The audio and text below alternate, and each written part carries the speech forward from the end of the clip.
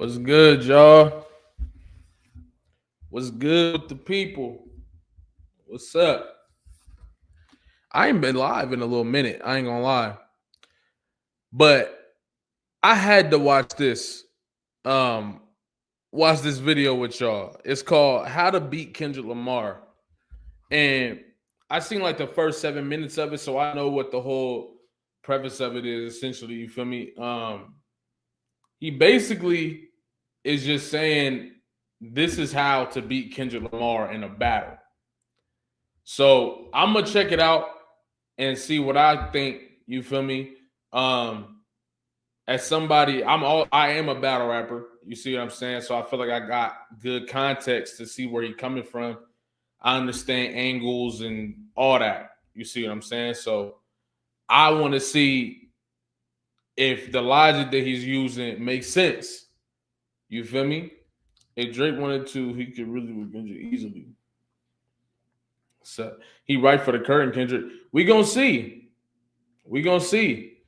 What's good with Benny? What's good with Samir? What's good with Alcido? FNAF Gamers, Dev Lives, Inglewood, Crispy, Michael. What's good, y'all? But if you've seen it, please don't spoil it for me.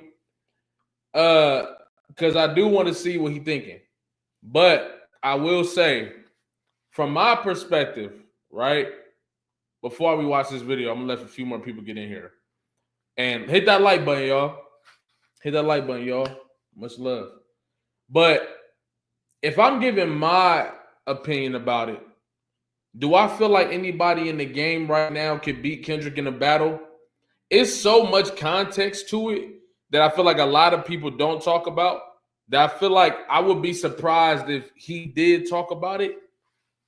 I really feel like you got to really weigh out the competition. Like who's in the game right now? What are their strengths? What are their weaknesses? And I think Kendrick can lose a battle. Anybody could lose a battle. But since a battle hasn't happened, we have to look at what we know and what we have and what's on the table in that moment. That's the only way to really, you know what I mean? We can do hypotheticals all day, but we got to talk about what's here, what's on the table, and who's available currently to stand up against somebody like Kendrick Lamar. Why do people assume Kendrick would use the same strategy if he were to get another battle? This is my thing. I don't think Kendrick, and I haven't seen this video yet, but we just talking about it real quick. I don't think Kendrick is going to approach every battle the same way. And I know he won't, because there would have been no reason for him to become an all-around artist if he was going to only attack battles in one way. He attacked Drake the way he knew he needed to attack Drake. You see what I'm saying? He attacked Drake the way he knew he needed to. He knew that there was going to be a casual audience watching this battle that don't give a fuck about being super deep with the lyrics and boom, boom. So he gave everybody surface level, like really good. He played in the mid-range, like they were saying. He played in the mid-range. You feel me? He didn't really get super lyrical on him like he could have, because then nobody would have cared. Besides, you know what I mean? When you're trying to win the overall battle, you got to win over the whole crowd. You can't just fight it for your crowd. You see what I'm saying? Yeah, he was more direct. I don't think Kendrick would have battled J. Cole the same way he battled Drake. Absolutely not. Hell no. Your song. Hey, I appreciate you. Shout out to Heartbreak Kid. Your song and video was dope, Jalabi. I appreciate that. We did a. If you ain't seen it yet, you feel me? We did a little cipher. People fucking with it. I appreciate y'all. Shout out to Kamikaze Moms too. You feel me? Appreciate you. That's love. But hey, let's get to this motherfucking video though. You feel me? I'm definitely interested to see what his take is. Okay, I see a lot of y'all saying he's right, and I got more faith in his opinion because y'all saying he's right. So I'm definitely interested to see. But yeah, let's take a look. Let me know if y'all can hear this. Put a 1 in the chat if you can hear this.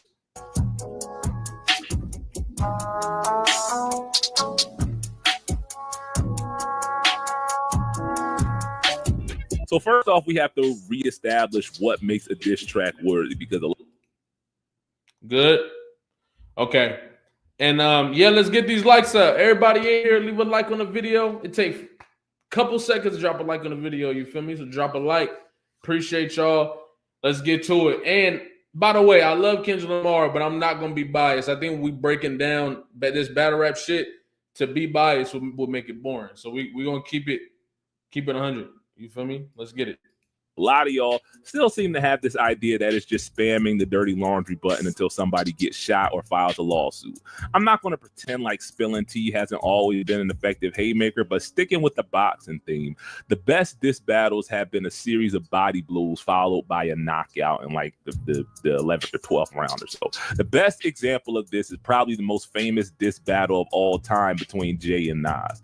I'm not going to get into the deep lore because I did that last year, but Takeover and Ether were just each rapper's left hooks after a series of jabs, both subliminal and obvious, over the previous decade.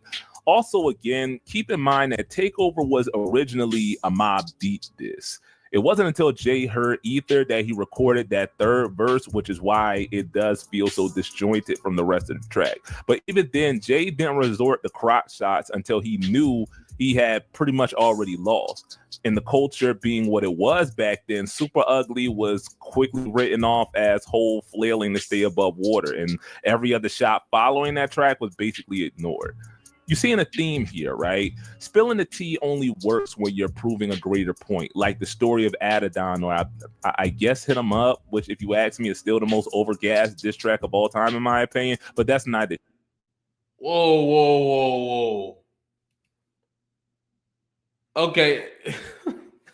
Hold on. Hit 'Em Up is the most gas diss track ever? That's crazy. Why? Wait, why is Hit 'Em Up the most? Why, for what? Because he didn't have. I'm just trying to figure out on what metric is Hit 'Em Up overrated? On what metric? You don't got to say it's the best diss track of all time or nothing. But how is this not one of the hardest diss tracks ever? And I'm going to say something real quick before we even do this. Niggas love to play with Pac so much. And I'm not going to say nothing to him. I'm not saying this about him. I'm saying in general. Niggas love to play with Pac, right? But when you ask niggas what they top 10 is, 9 times out of 10, them niggas was in the game at the same time as Pac, and them niggas was dropping at the same time as Pac. And Pac was running that shit. All these niggas, all these goats, and respect to all of them, all these goats and niggas top 10s and shit, that nigga done let shots off of all them niggas, and none of them niggas was about it. Shout out Mobb Deep. But I'm talking about the Titans. Had niggas on hush. I'm just saying. Can we not disrespect? Why we gotta disrespect Tupac? You feel me? For what? Here nor there. Neither Jay or Nas said anything about the other that wasn't already being said in barber chairs or on street corners the country over. But it was the way that they used it to undress their op that made it effective. That's why I still say that Euphoria was the most effective pure diss track between Drake and Kendrick. That and the last verse of Not Like Us and a single bar from Family Matters that's since become a meme, but really should have been the foundation of Drake's counterattack if he were truly tapped in. Like I said on that stream, I mentioned the biggest knock on Kendrick historically has been his... I'm not gonna lie. I'm gonna say this. What I think Drake should have did, right? Because he said that should have been a part of Drake's counterattack. I personally feel like Drake should have just doubled down on what he was going to do with his allegations and just make a banger out of it too. You feel me? Or something like, there's a lot of shit he could have did besides of what he did with the Hard Part 6. But I mean, I'm very interested to see what he thinks Drake should have did. Let's call them inconsistencies. The most recent of which being that Playboy Cardi feature after he called Drake an abuser in front of millions of white housewives looking up if it's safe to put their CBD gummies in the cowboy dip to stop their husband from bitching about how he'd rather be watching Morgan Wallen instead of this. But There's the veil shot at famous hack comedian Andrew Scholes a few weeks before popping out with famous women's rights activist Dr. Dre last summer. There's the entire album that he did about cleaning up the culture's dirty laundry while having Kodak Black, probably the best personification of one of the dirtiest shirts in the wash, being one of the only 2 features on that album. And considering all that Yak has been up to since, it just looks even worse in hindsight. There's the infamous... Now, I'm going to say this. When it comes to a lot of those things, right, like especially when it comes to him getting Kodak on the album, during the time that he got him on the album, the whole situation of, I think the Dr. Dre shit is completely overblown, in my opinion. I think we're talking about something that Dr. Dre did like 20 years ago before Kendrick got into the industry. And we're not going to sit here and act like niggas is best friends and boom, boom. And we understand the context of battle rap. You niggas, you know how many battles you'll watch where a nigga say something that might apply to somebody he know, but it don't fucking matter because it's a battle. I can say anything about you. If you gonna say anything about me, that's the context of a battle, which is the reason why Kendrick kept telling that nigga, don't make it personal. You see what I'm saying? But I don't think to say, oh, you said this about this battle rap, or you said this about this rapper, but you went and did this, is a powerful angle. So if that is what he's about to get to, I don't think he understands that that's not a very powerful angle. To say you're a hypocrite, you did this, you did that, it's good, but you at least want those angles to be heavy hitters, something to make a heavy hitter out of it. And it's not saying a nigga is a hypocrite. That's not really gonna beat a lot of shit. You know what I'm saying? Because a nigga can say some shit that's gonna be way more disrespectful than that, and then everybody gonna forget what you just said. Trying to call a nigga a hypocrite. That's just not a powerful angle, in my opinion. Miss, I'm an Israelite, don't call me black no more line from Yah that he explained away as rapping from. Point being though, I think when you got all those guys and what that Kendrick be getting on these albums, regardless of what he says on his songs or what people believe he stands for, right? There is a level of understanding, compassion, and empathy, which is another thing that Kendrick puts in his music a lot, is the compassion, giving you the humanity of these people. He does it with the people with Good Kid, Mad City. He does it with To Pimp a Butterfly, especially To Pimp a Butterfly. You see what I'm saying? So it is acknowledging their flaws, but also having the compassion to still show up and maybe be able to change them, not change them, but put something in their peripheral that might change their perspective. That's how I see when Kendrick be doing these things. Now, do you have to agree with that? Absolutely not. But I know somebody who was hanging out with the dirtiest people too, and was kicking it with the dirtiest, most grimiest, most just deplorable people of the time. I know somebody else who was like that. And that's because them people was compassionate. You see what I'm saying? But I'm also understand if that's somebody's criticism for Kendrick Lamar. I get that. You feel me? Ain't nothing wrong with that. I just think that compassion is why you will see Kendrick talk about something like that and still put Kodak on the album. I guarantee there was conversations had. His cousin's perspective. This after multiple interviews where he claimed Christianity as his faith of choice to the point of dressing up as literal black Jesus at one point. There's the interview where he Aaron McGrudered his way around the Michael Brown case, saying that black people needed to respect ourselves before we demand the same of anyone else. Kendrick is more contradictory than white Christians, is what I'm saying. So, two things. Number one, if your angle, we're talking about a battle rap. If your best angle is that I'm a hypocrite and I'm a contradictory person, if that's your best angle, you probably gonna get your ass whooped. I'm just being honest. Because there's so much more that can be said. If that's the best thing you can do to attack Kendrick, I don't know what you're supposed to do with that dude. Because that angle's not that effective. To call somebody a hypocrite and bring up the times that they were hypocrite. I mean, Drake did it. Drake took that approach in Family Matters. Oh, in the Hard Part 6. He quite literally brought up the R. Kelly situation, even though that was Kendrick representatives that said they would take the music down, right? But he already used that angle in the Hard Part 6. He said, "You're a hypocrite. You said you would take you would take your music down if R. Kelly's music didn't come down." He said, "You're a hypocrite." He literally said that in the Hard Part 6. Hold on. This is what I'm saying. If you're gonna break down why somebody gonna win or why somebody not gonna win, I mean, come on, dog. The context got to be there too. You see what I'm saying? The context got to be there every time. Let me go to the lyrics and make sure I'm not tripping, bro, because I could be tripping, but I swear I'm not tripping. Third verse, right? No, it was third verse. Oh yeah. I don't want to fight with a woman be to refuse your nature. If you still bumping R. Kelly, you can thank the Savior. Said if they deleted his music, then your music is going too. You a hypocrite. I don't understand why these people praise you.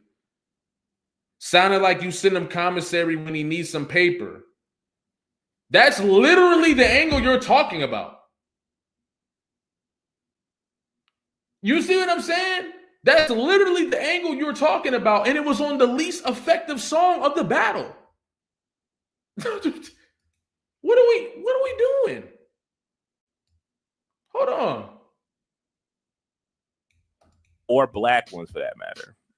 Which, now that I think about it, it makes sense that he would call himself one, right? The anti-industry or black ones for that matter. Cousin's perspective. This after multiple interviews where he claimed Christianity as his faith of choice to the point of dressing up as literal black Jesus at one point. There's the interview where Aaron Magruder his way around the Michael Brown case, saying that black people needed to respect ourselves before we demand the same of anyone else. Kendrick is more contradictory than white Christians, is what I'm saying, or black ones for that matter. Which, now that I think about it, it makes sense that he would call himself one, right? The anti-industry darling who convinced your white dorm mate that he was blacker than you because GKMC taught him about syrup sandwiches. The spiritual successor to Tupac Shakur who won a Pulitzer Prize for fighting the power. And like I said, I've heard all the rebuttals at this point. You won a Pulitzer Prize for fighting the power? Now this is where it sounds. Now this is where it doesn't seem like a genuine analysis, and now we're just getting into narrative driving. Because why are we saying that he won a Pulitzer for fighting the power? Who says that? I've never heard that before. No, I'm getting what you're saying. It could be even if it is a joke, it just seems like narrative painting to bring the point home instead of just using something that we know for fact. You see what I'm saying?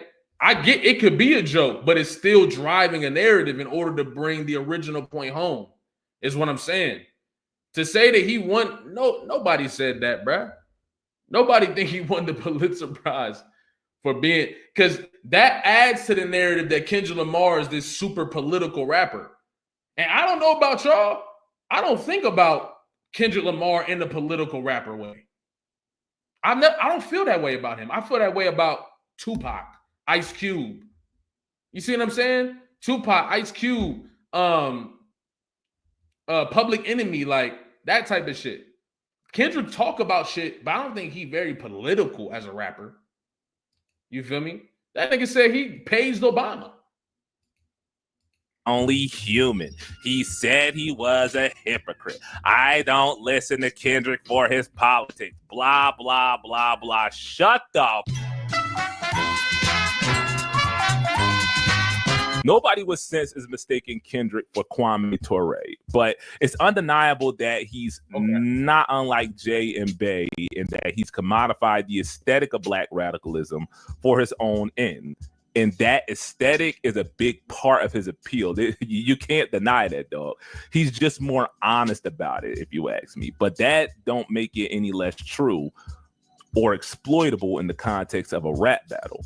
Understand that when I say Kendrick is a hotep, like I said in the Hotep video, because he most definitely is, and I think I've said it other times too. Point is, nigga's a Hotep. I'm not talking about.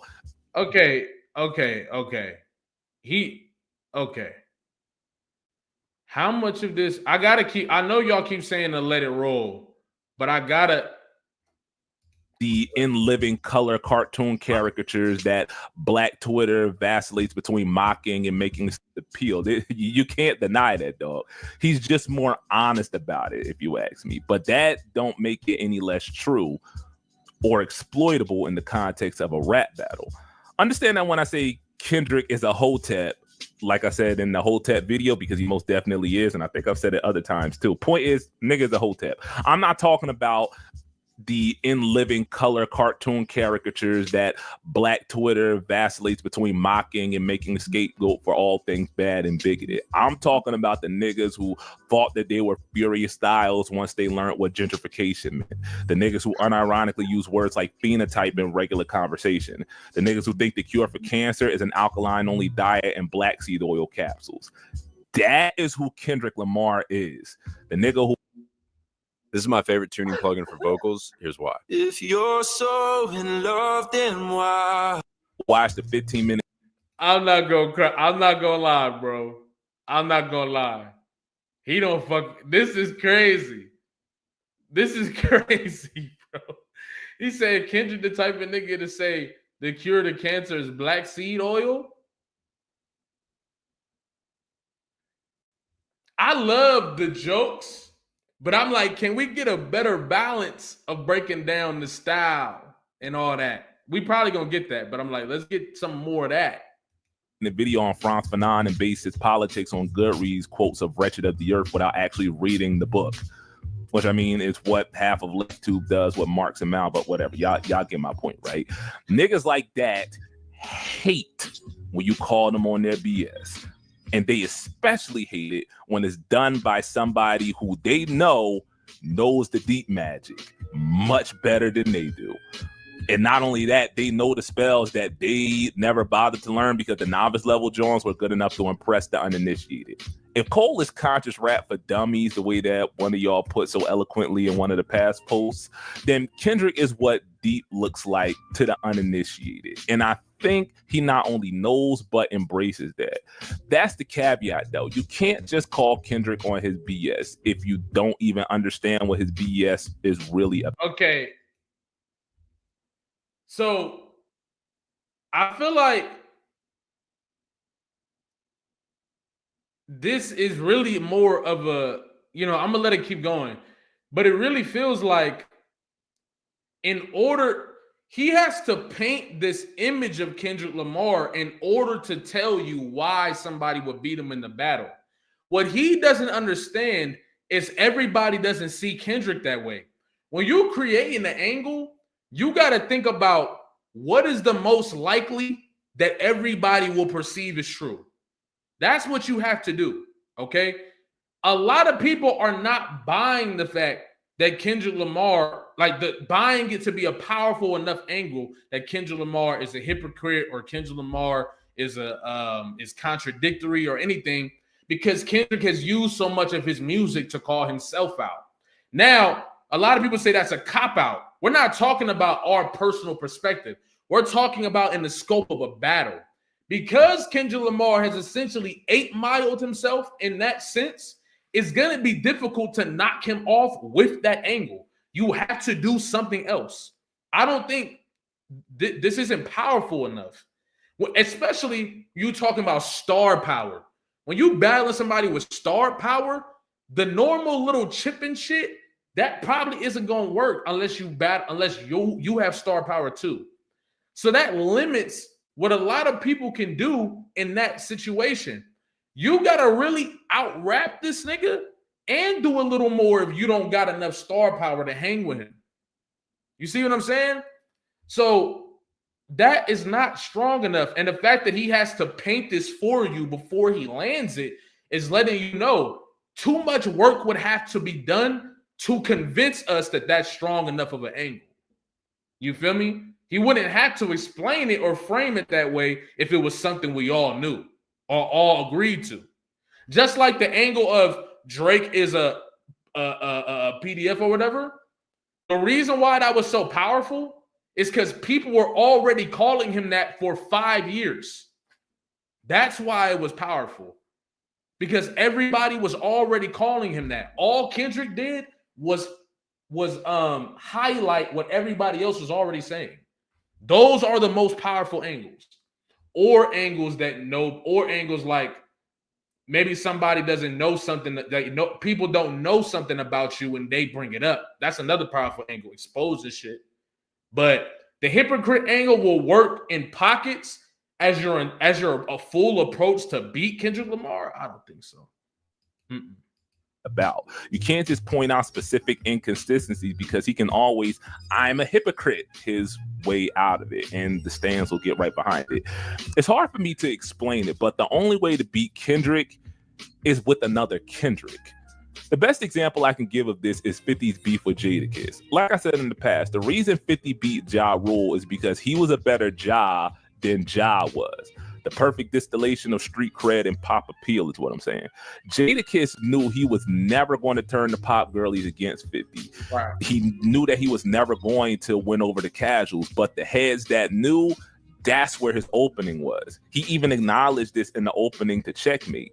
But Jada knew that the pop charts wasn't where 50's heart was. Neither was the pop charts where 50's star was molded. 50 was a street hopper initially who just made pop hits until he became less a street rapper than he was a hip hopper with street rapper aesthetics.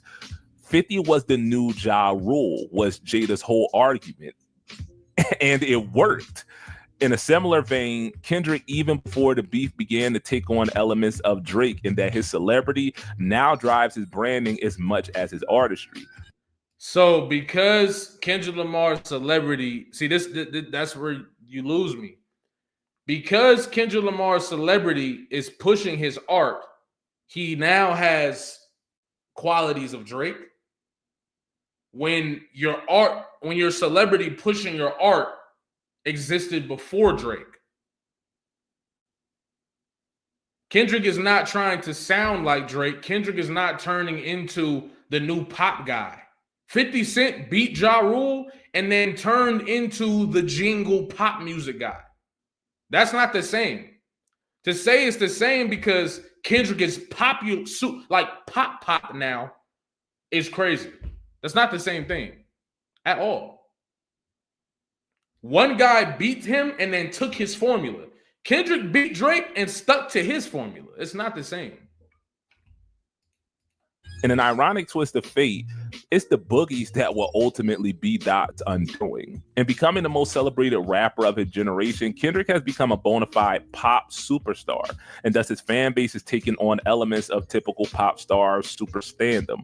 Whether it's because of his prose, his politics, or if we just going to be real, his popularity, a lot of these niggas don't actually like rap. They just like Kendrick, who so happens to use rap as his vehicle. That's why when I was putting out feelers for this video, I regularly get goofy like, would you rather we listen to Sexy Red? So where are these people at? Because you know what? Where Kendrick is currently, of course, there's going to be people who only listen to hip hop because of Kendrick. That is true. But I think that's extremely,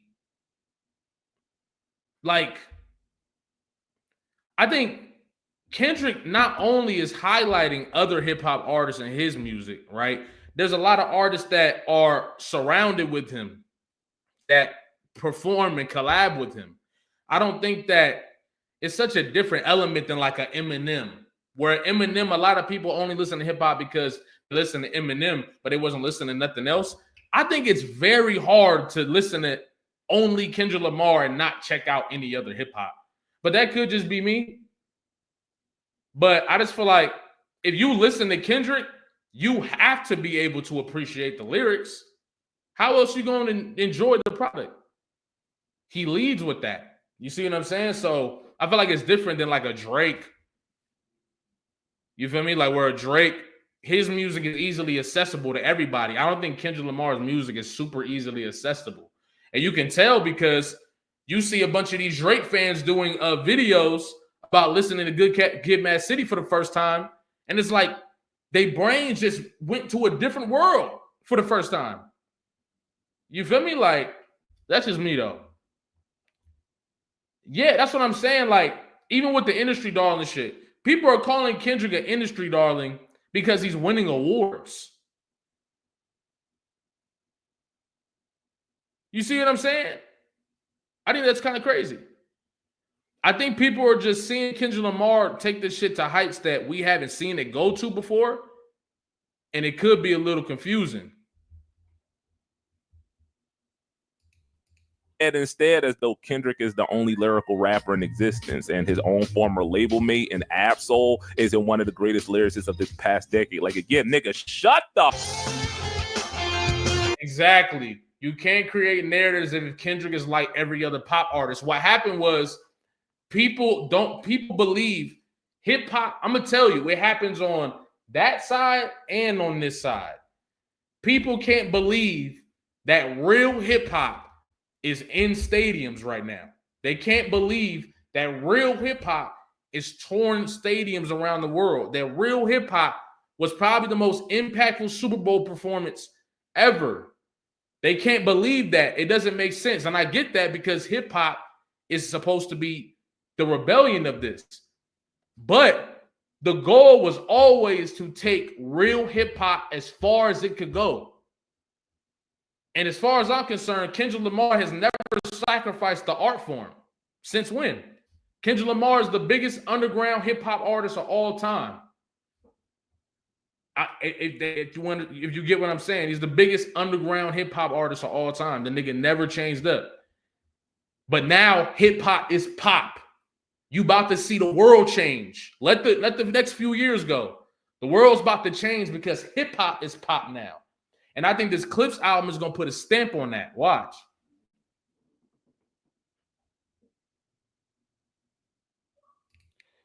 Shout out to Dez Life. That's love, bro, for the super chat. That's real. You have to lie about him with years of propaganda to set up your narratives. Meanwhile, he can just use your own skeletons against you. Most people run from them. That's I was going to get into that too. You see what I'm saying? This is the real. Kendrick Lamar didn't have to say nothing that nobody already knew. You see what I'm saying? And I feel like people want to use that against Kendrick Lamar, which is what you're supposed to do if you're a battler. The issue is that don't mean it's going to work. You feel me? I'm not saying Bill don't fuck with Kendrick. I'm not saying that at all. I'm just disagreeing. I'm not even disagreeing as a Kendrick fan. I'm disagreeing as somebody who love battles and love watching these battles take place. You feel me? And I'm just being real. That's just not a powerful, I don't know. Let's get it. Much like the NBA, hip hop is marketed around personalities. So then the loudest folk in the room are folk who don't even like the game. They just like to watch their favorite celebrity play it. That's Kendrick's Achilles heel. That in a lot of ways, he is, or at least has become, what he hates most about hip hop. A pop star. An industry baby even. Again, what was all that for the culture and let the party die talk for if this is what the result was going to be? A lateral move. A rap battle is basically a public trial is what I'm getting at. It doesn't... Wait, why didn't he expound on that? Why did it, and all of this, what is all of this? Expound on that. What he hates most about hip hop. A pop star. An industry baby even. Again, what was all that for the culture and let the party die talk for if this is what the result was going to be? A lateral move. A rap battle is basically a public trial. Is No, see, this is my thing. What is this? That's what I'm saying. Yeah, everybody hit that like button, man. Hit that like button for me. It's a quick thing. But what is this?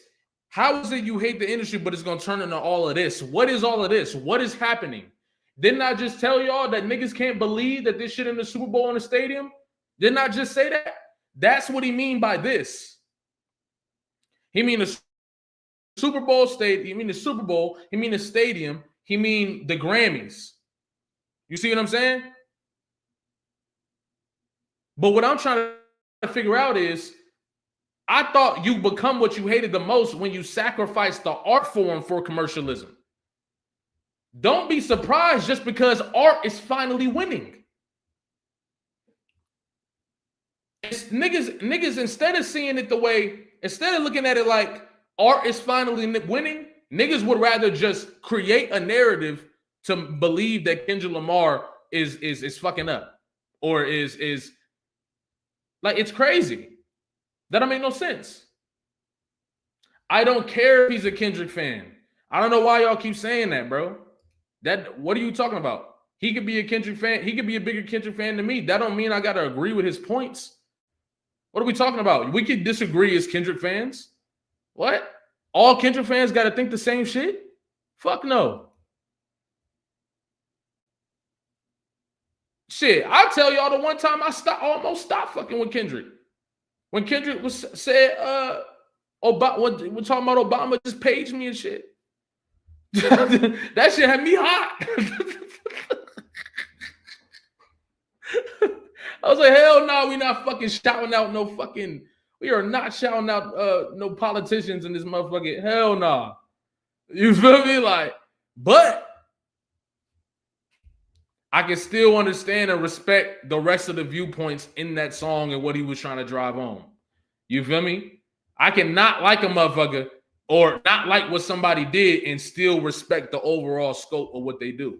You see what I'm saying? Like, it's not that. You feel me? The thing is, Lobby, this generation is surprised that actual authenticity is winning. That's what I'm saying. You would much rather Obama and Kendrick fuck with each other. I don't like that, but it's okay. I don't like, because long as niggas ain't endorsing no bullshit, you feel me? But Kendrick is no pop star. This is the thing. Kendrick is a pop star, but he's not like any other pop star before him. You see what I'm saying? He's of a different ilk. He just took the art form to a height that niggas never thought that it could go to. That's all. What I'm getting at. It doesn't matter if my argument is ironclad. Kendrick Lamar is a pop star because he's incredibly popular. That's the only thing. He's a pop star because he's incredibly popular. Now, how do you become a pop star? Usually you have to modify your music. That's why niggas get on Drake so much. Because Drake had a complete shift once he realized niggas was like, about the last rap album. He really started leaning into the pop shit a whole lot. So it's like, okay, that's how you... But the difference is Kendrick Lamar didn't have to do that to become a pop star. You see what I'm saying? And he been a pop star for a little minute. Exactly. 9 out of 10 times it's not. It only matters that I can convince enough people that the evidence supports me, which is what Jada did to 50. Even if the evidence is on my side, none of that matters without a credible witness. Ja Rule could never do what Jadakiss did. Matter of fact, Ja did try to do what Jadakiss did, but his credibility was already shot at that point, so nobody cared. What I'm saying is you're not going to outstreet Jadakiss. You just have to out-rap him, which 50 Cent was never going to do, dog. So again, with all his own dirt from his weird relationships with underage girls, to creeping on former exes, to just his general cornball and incelish behavior over the past decade or half decade, whatever, there's nothing Drake really could have said to give himself the moral high ground. Hey, I just want to shout out to the OG. You feel me? I really respect what y'all be having to say, especially the people that was alive during these times. To see hip hop shape the way it's shaped. I'm always respect y'all opinion on a different level. So he said the clips in LV and Kendrick and Chanel was crazy. I'm a 54-year-old clothing designer that grew up on hip hop. So the takeover has been televised. That's what I've been seeing. So when niggas start calling motherfuckers industry darlings and shit, all I see is, nigga, these motherfuckers have no money but to have no choice but to get behind this motherfucking train that hip hop is about to run. The world is begging for authenticity. The world is begging for rebellion. The world is begging for everything that hip hop is. We in the age of, like, what are we doing? Come on. This is what it's supposed to be. I know it's confusing. Except for that one bar. Kendrick opened his mouth again. Somebody give him a Grammy. Like I said, Kendrick was always the worst possible matchup for Drake because according to old school hardcore hippity hoppers, Drake represented everything wrong with the culture. Kendrick has always been presented himself as the opposite of that. Hip hop's savior, if you will, or at least the savior of old school, whatever. Y'all know where I'm going. Again, that's not completely true, but like I always say, it's the perception, the narrative that matters most in these types of things. And Drake just wasn't tapped in enough to change the narrative.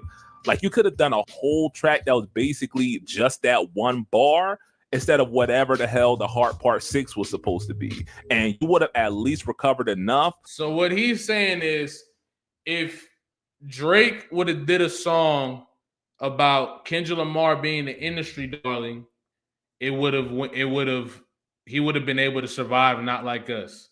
Come on, man. Come on, bro. Let me make sure that's what he said.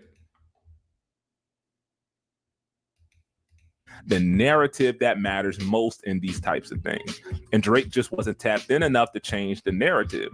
Like you could have done a whole track that was basically just that one bar instead of whatever the hell the Heart Part 6 was supposed to be. And you would have at least recovered enough to probably warrant at least one more response from Kendrick. So you telling me, and this is what I'm saying. I hope nothing I'm saying is coming off of disrespect, by the way. But I just want y'all to think about this. I think he trying so hard to drive this point home that he not even thinking about how this actually sounds. You see what I'm saying? You telling me that Kendrick Lamar dropping a banger about you being a Edo, right? If you respond to that by calling him an industry darling, you would have survived? How? That even makes sense. That would have not been enough to recover from Not Like Us. In order to recover from Not Like Us, you would have had to double down on the wife beater allegations and make a banger about that. The wife beater allegations at the end of Family Matters into a banger about the wife beater allegations would have been your best bet. Would you have survived? I think you still would have got smoked. But I think that's the best. That would have been his best bet. There was nothing else he could have done. The song is too good. That's what niggas don't get. They think everything about all this other shit. No, at the end of the day, the songs that Kendrick's dropped were very fucking good. That's why he whooped his ass. The songs that he dropped were very good. What? The reason Drake can use that angle in this context is because for all of his many flaws, Drake never presented as anything other than a pop star. I mean, obviously using rap as his vehicle, but this is who he's always been. He's never tried to save hip hop from commercialism. If anything, he helped accelerate it and did so with gusto. But at least he didn't shy away from that. He did the conscious thing for like, what, a bar or two? But for the most part, he's actively made his art and presentation as apolitical as possible. And this was as good a time as any to capitalize on that. Hey, I wasn't the one who made the most radically black rap album to ever top the Billboard 200 and then accept a myriad of awards from white folks for doing so. That was you, nigga. I was making Hotline Bling, remember? Matter of fact, now that I think about it,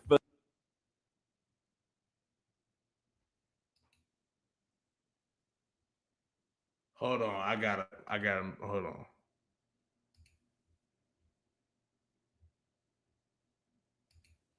Part, he's actively made his art and presentation as apolitical as he's always been. He's never tried to save hip hop from commercialism. If anything, he helped accelerate it and did so with gusto. But at least he didn't shy away from that. He did the conscious thing for like, what, a bar or two? But for the most part, he's actively made his art and presentation as apolitical as possible. And this was as good a time as any to capitalize on that. Hey, I wasn't the one who made the most radically black rap album to ever top the Billboard 200 and then accept a myriad of awards from white folks for doing so. That was you, nigga. I was making Hotline Bling, remember? Matter of fact, now that I think about it, as pitch black as your music is, your audience is beige at best. I hope she plays Love Song. This is Kendrick Lamar. Like, it low-key. Nah, I think he's trolling. I think he's trying to troll. I think he's trying to troll Kendrick fans. I think he's trying to troll. No, he's trolling. He gotta be trolling. I think he's trying to troll Kendrick fans for sure. There's no way he's serious. Nah, there's no way. There's no way, bro. What? He's always been. He's never tried to say. So this is what I think he might be confused about. Nobody is ever saying that Drake had to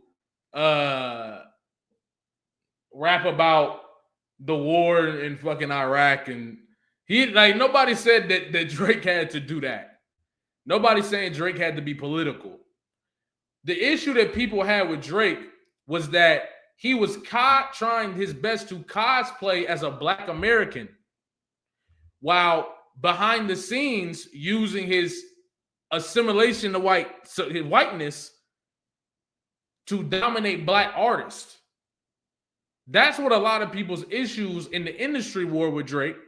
And then outside in the public, the issue that people had with Drake was the fact that when he was adding these ideas of blackness onto his badge, onto his jacket. And we all know what I'm talking about. Nobody was sitting there trying to get Drake to rap. I used to be a Drake fan. Nobody was trying to. I just liked Drake when he was being him. I was a fan of Drake when Drake was doing him. And I thought that he was writing his raps. That's when I rocked with Drake. You feel me? So nobody was expecting that. I did not want that nigga to be political. I just thought it was weird when this nigga all of a sudden got super gangster. You feel me? So that's just me. Hip hop from commercialism. If anything, he helped accelerate it and did so with gusto. But at least he didn't shy away from that. He did the conscious thing for a bar or two. But for the most part, he's actively made his art and presentation as apolitical as possible. And this was as good a time as any to capitalize on that. Hey, I wasn't the one who made the most radically black rap album to ever top the Billboard 200 and then accept a myriad of awards from white folks for doing so. That was you, nigga. I was making Hotline Bling, remember? Matter of fact, now that I think about it, as pitch black as your music is, your audience is beige at best. I hope she plays. I think he's trolling. I think he's trolling with that one because what are you talking about? What are you talking about? Kendrick Lamar's audience. First of all, let's do this. Kendrick Lamar audience come in all colors. All colors. Anytime you at a Kendrick thing, y'all ever been to a Kendrick? Like they have sometimes. There's a DJ out here, Malik Gold, cold ass DJ. He be doing these shows at the Valley Bar, and he'll do a night where he only play Kendrick shit. He play like the old school shit, all that, right? And you go in there, it's all different types of people in there. All different types of people. That's the type of energy that Kendrick Lamar has crafted with his music. He's built an authentic fan base, which is why the fan base is so loyal. You see what I'm saying? Because he's built the authentic fan base by sharing himself with them. You feel me? And on top of this, the white person is always going to be the number one consumer of any major artist. We all know this. So any artist's main audience is going to be white. But to say that Kendrick Lamar's entire audience, that's crazy. That's crazy. That's crazy. Black people love Kendrick Lamar. What are we doing? Like what? Yeah, Kendrick Lamar to me is not a radical. I've never seen Kendrick Lamar as a radical. Kendrick Lamar makes like human music. He makes it very clear. You see what I'm saying? He makes it very clear. I don't think Kendrick Lamar is super radical. I think a nigga who will rap about doing this and doing that to a police officer, and then catch a police officer, harass somebody, and shoot both of them. That's radical. Niggas rapping Ice Cube. You see what I'm saying? Talk about I want to kill Uncle Sam. I want to kill Sam. That's radical. Kendrick Lamar rap about the realities. Public Enemy, that's radical. I think Kendrick Lamar is conscious, but Kendrick Lamar is a lot of shit. You can't really pigeonhole Kendrick Lamar. And that's the thing. That's what frustrates people is they want to pigeonhole him to a certain style. But you can't do that. Kendrick's music is authentic, so it's impossible to pigeonhole him. So Kendrick shouldn't appreciate himself being rewarded. But hey, DTBII was good. Appreciate you for the super chat. He said, the more I listen to this bullshit from Lil Bill, the more I want to unsubscribe from him at FD. Hey, I'm not. Now, listen, I want to say this. I'm just disagreeing with Bill and these opinions. I don't have no serious nothing. You feel me? I love the debate of this hip hop shit. It's barbershop talk. I love the debate. I love just talking about the concepts of this shit and just breaking it down. It's much better than the shit motherfuckers was talking about before the battle in this hip hop shit. You feel me? We having way better conversations now. But shout out to bro. I appreciate you, dog. McShawn Williams, appreciate you for that. Yo, been watching you for a minute, and I just wanted to say shout out to you. Let's be real. Kendrick is the greatest rapper of the generation since the last good rapper of the generation, which is Nas and Jay. Kendrick is definitely the best rapper of this generation. I think easily. I think it's always been that way. You see what I'm saying? For sure. Appreciate you. But let's get to it. But yeah, saying Kendrick Lamar's fan base is white is like everybody's mate. The majority of every American artist fan base is going to be white because they are the majority of the country. When you're very popular, that's how it is. Now, Kendrick Lamar has a very large black fan base. Let's just be real here. You see what I'm saying? But everybody loves Kendrick Lamar's music. And guess what? Even if the motherfuckers is white, so what? What type of white person? That's what the fuck we need to be talking about. What type of white person, nigga? Fuck that. We're not going to sit here and just generalize all white people, generalize on all different types. No, it's different types of motherfuckers and different types of shades and colors. If we're talking on a systemic level, yes, we're having a certain conversation about whiteness. Socially, you have a bunch of different types of white people. A bunch of them. What type of white people do you provide? What type of white people do you bring? Are you bringing the racist white people? Like a certain artist that we see? Or are you bringing the other type of white people? And then there's white people who not racist that's still weird. And like it's humanity. It's black people that hate black people. This is the humanity of this shit. Nigga, if we talking on the social level, you can't generalize this shit. Systemically, yes. Socially, no. What are we doing? Love song. This is Kendrick Lamar. Like it low key might be whiter than mine when I think about it. Niggas and by niggas, I mean niggas can't even afford to go to one of your concerts anymore because the nosebleeds cost more than a used Cadillac. But I'm the one who can't say nigga no more because. So, first of all, we're going to just act like we ain't been seeing these concerts in the stadiums and it's all types of black people in there. We just going to act like black people can't buy tickets. You know how many black people I be seeing I went to the GNX concert. You know how many black people was in there? We're not going to just generalize to say black people can't buy tickets to prove why somebody can beat Kendrick. You see how hard you got to work to even make this make sense? You got to work really hard to make this make sense. And I don't mean no disrespect to bro at all. I swear to God. I'm just having a good time debating. Okay? I respect him as a black man. I respect his opinion. But for the sake of the debate, or not even a debate, I feel like I'm debating now because I disagree with a lot of these points. But, bro, that's crazy. There are a lot of black people in there, and black people can afford these tickets. Stop lying. Nigga, a lot of people are broke right now. This is the class shit is real. How black was the pop out? The pop out, I was at the pop out. The pop out was very black. I was there. This is what I'm saying. Niggas see a tweet. Niggas see a tweet from fucking Academics TV or some shit and think, nigga, no, were you there? I saw a lot of there was a fuckload of black people there. And there was a lot of white people there. And there was a lot of Latino people there.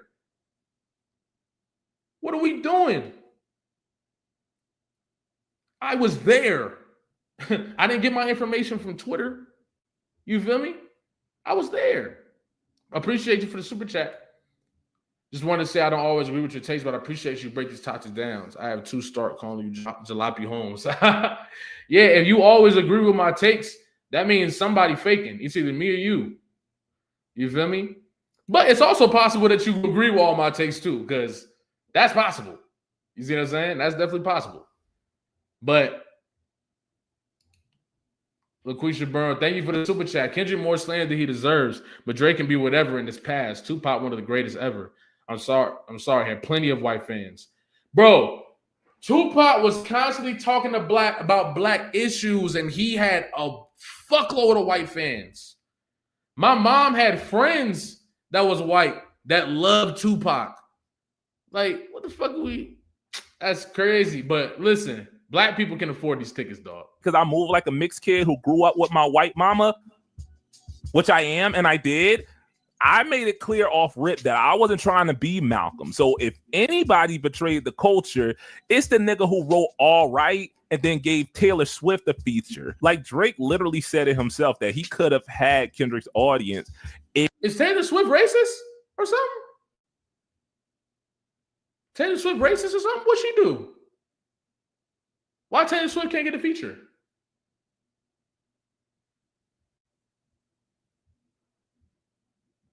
Niggas got it fucked up. They think if you collab with a pop artist, you're a pop artist. No, it's if you collab with a pop artist and all of a sudden you're not rapping. Like, niggas don't get it. It's not because you're collabing with Taylor Swift. It's if you collab with Taylor Swift and all of a sudden you don't rap like you usually rap. Kendrick Lamar be collabing with these pop motherfuckers and be rapping the same motherfucking way he rapping on the album.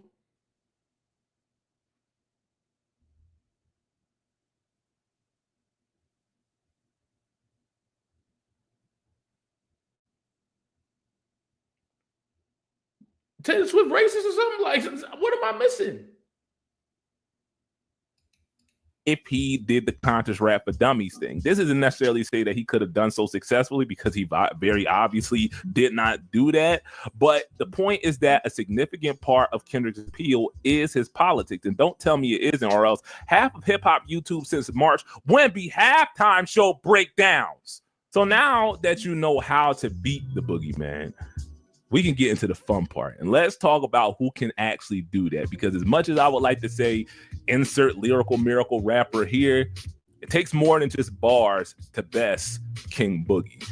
Okay, so before I get into the actual contenders, I do want to shout a few folk that I know that y'all are probably going to shout out, like Gibbs and insert Griselda alum here, along with, Jadakiss, Nas, Black Thought, bada, who some of them I think could probably handle Kenny in their primes. Not Benny or Gibbs. They got too much. I'm not going to lie. Y'all think anybody on that list can hang with them? Came with Kendrick right now? Not like Nas currently? I don't know about none of that. I don't know about that list, but that's probably why he didn't put them on there. He did say they're not putting on there. I don't know if Nas can hang with him right now. Too many L's between the two of them, and that's their own fault for putting their beef on social media and not on wax like it should have been. But I also didn't want to throw Nas and Black Thought and all of those into this discussion, because saying that Nas would beat Kendrick is like saying Rakim would beat Nas or something. Like, well, duh, nigga. Nas is a Rakim clone after all, even though for the record Nas would clear, but that's not my point. So what you think about Nas? Ether was like Ether hits that narrative experience pinnacle. The only reason I don't go with Nas is because of Nas's historical lack of consistency. Right? Yeah. Shout out to Dre Got. Taylor Swift did more for Kenny than any artist. I don't know about that one, but I do appreciate you. That's love. I never understood how Nas made some of the music he made at the height of his career. Like, I always wonder, like, who was in the studio with Nas when he picked some of these? You know what I'm saying? Like, what is he going through? Hold on, true. Can we pull up Mr. Knock Boots? Like, but Bella, figure out a way to play this on so I can play Mr. Knock Boots. When it comes to sex advice, I'm the one to call if you're a virgin with blue balls. And you can hear this party ass beat. That is trash. To keep this exercise as interesting as possible, I wanted to keep the people who would have a reason to come for the crown. In other words, contemporaries and next ups only. And for y'all that are asking, I did strongly consider Schoolboy Q and Ab-Soul in here, but I mean, they've been his label mates for the last whenever. If they were going to go at him, it would have happened already. So it's a watch. So they're not in this. But before we get into the real contenders, like I said, I did want to give those folk their flowers so y'all can shut up. Now that we've established the angle, we got to talk about how it can effectively be used. I've chosen these contenders that are coming up based on what I'll call the 3 C's of competition, which are creativity, clout, and consciousness. Put them up on the screen, Clarence. So you won't see any battle rappers like Loaded Lux or Elliot Ness or Calico or Murder Mook or any of those other ones. Because, I mean, if you saw that They Like This video, you'll understand why battle rappers usually don't cross over into commercial success.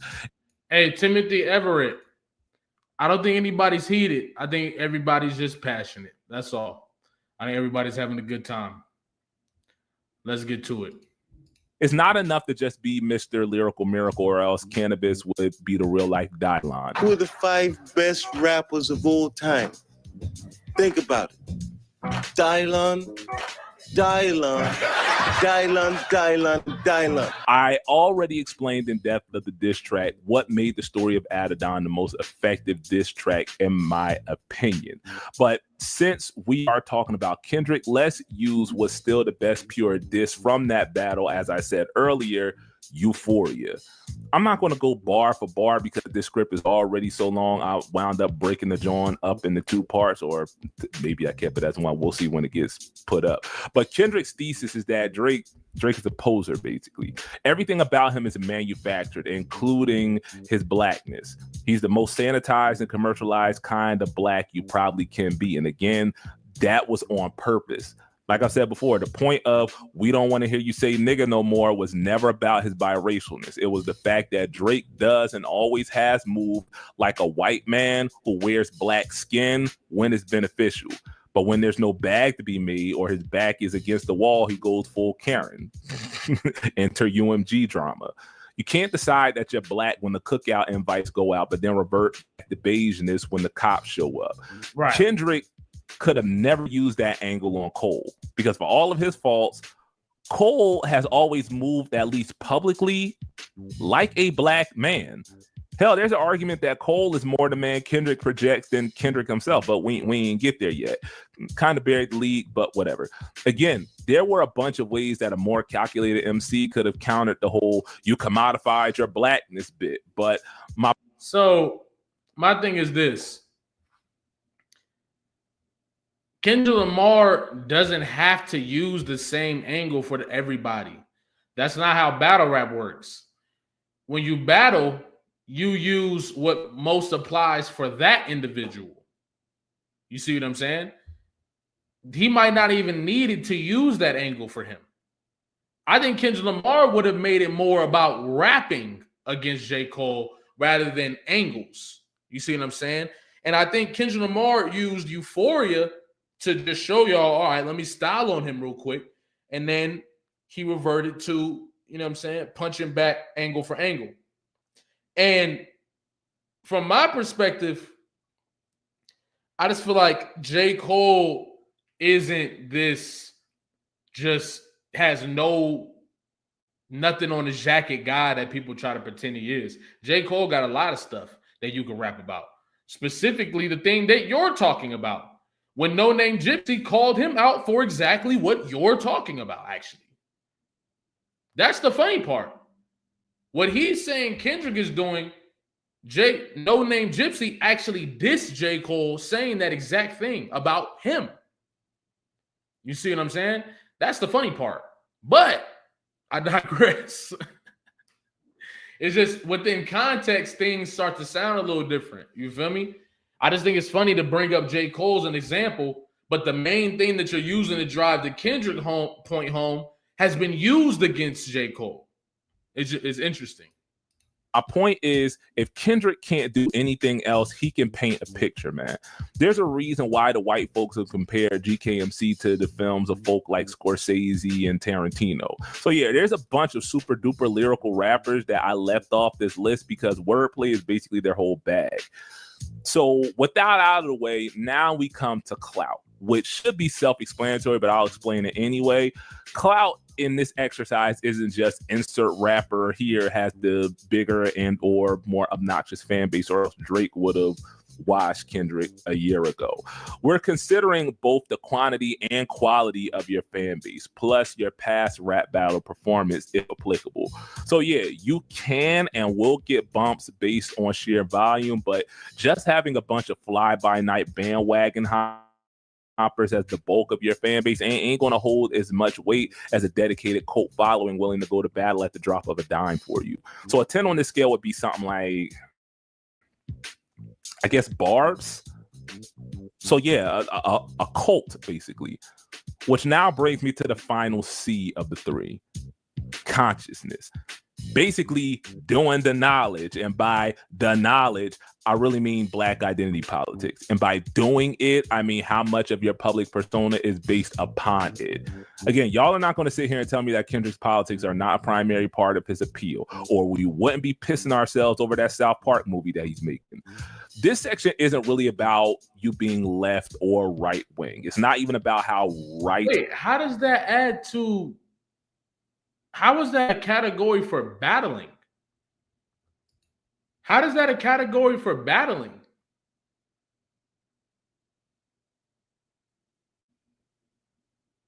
How is that a category for battling? How the hell are you going to use that to see who's for a battle? Am I tripping?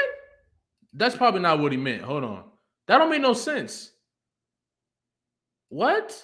That's not how you judge a battle? Basically doing the knowledge, and by the knowledge I really mean black identity politics, and by doing it I mean how much of your public persona is based upon it. Again, y'all are not going to sit here and tell me that Kendrick's politics are not a primary part of his appeal, or we wouldn't be pissing ourselves over that South Park movie that he's making. This section isn't really about you being left or right wing. It's not even about how right or wrong your politics are. It's about how much blackness informs your politics. And I'm not just talking about how black your music sounds, but how radically black you move in real life. So wait, real quick, y'all. I just want to ask y'all something just to make sure I'm not tripping. Is he saying that one of the ways that he judges a battle, or he's going to judge like this battle, is based on how much blackness aligns with your politics? Am I tripping, or isn't that what he's saying? Like it's basically about like, am I tripping? Wing. It's not even about how right or wrong your politics are. It's about how much blackness informs your politics. So in order to judge this battle, he's saying one of the things he's going to grade on is how much blackness informs your politics. That's what he's saying. You automatically put any not. That's why it don't make no sense in the scope of a battle, because now the battle has become about race more. Every battle. Now, some battles is going to be about race because that's what the dynamic is. If you see like a black dude versus a white dude in a battle arena, that's usually going to be the attack because that's the narrative that everybody sees, right? But to say you're grading it on the politics of the battler, I think that just makes it like, what happens when an Eminem gets involved? What happened when that's not what he's saying? Oh, what is he saying? What is he saying? He's saying for a rapper to beat Kendrick, they have to go to the Kendrick is a hypocrite route. And to do that, they have to be more progressive or an activist than Kendrick.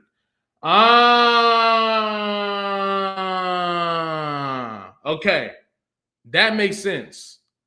So this is his criteria for what it takes for a battler to beat Kendrick, not how he grades battles in general.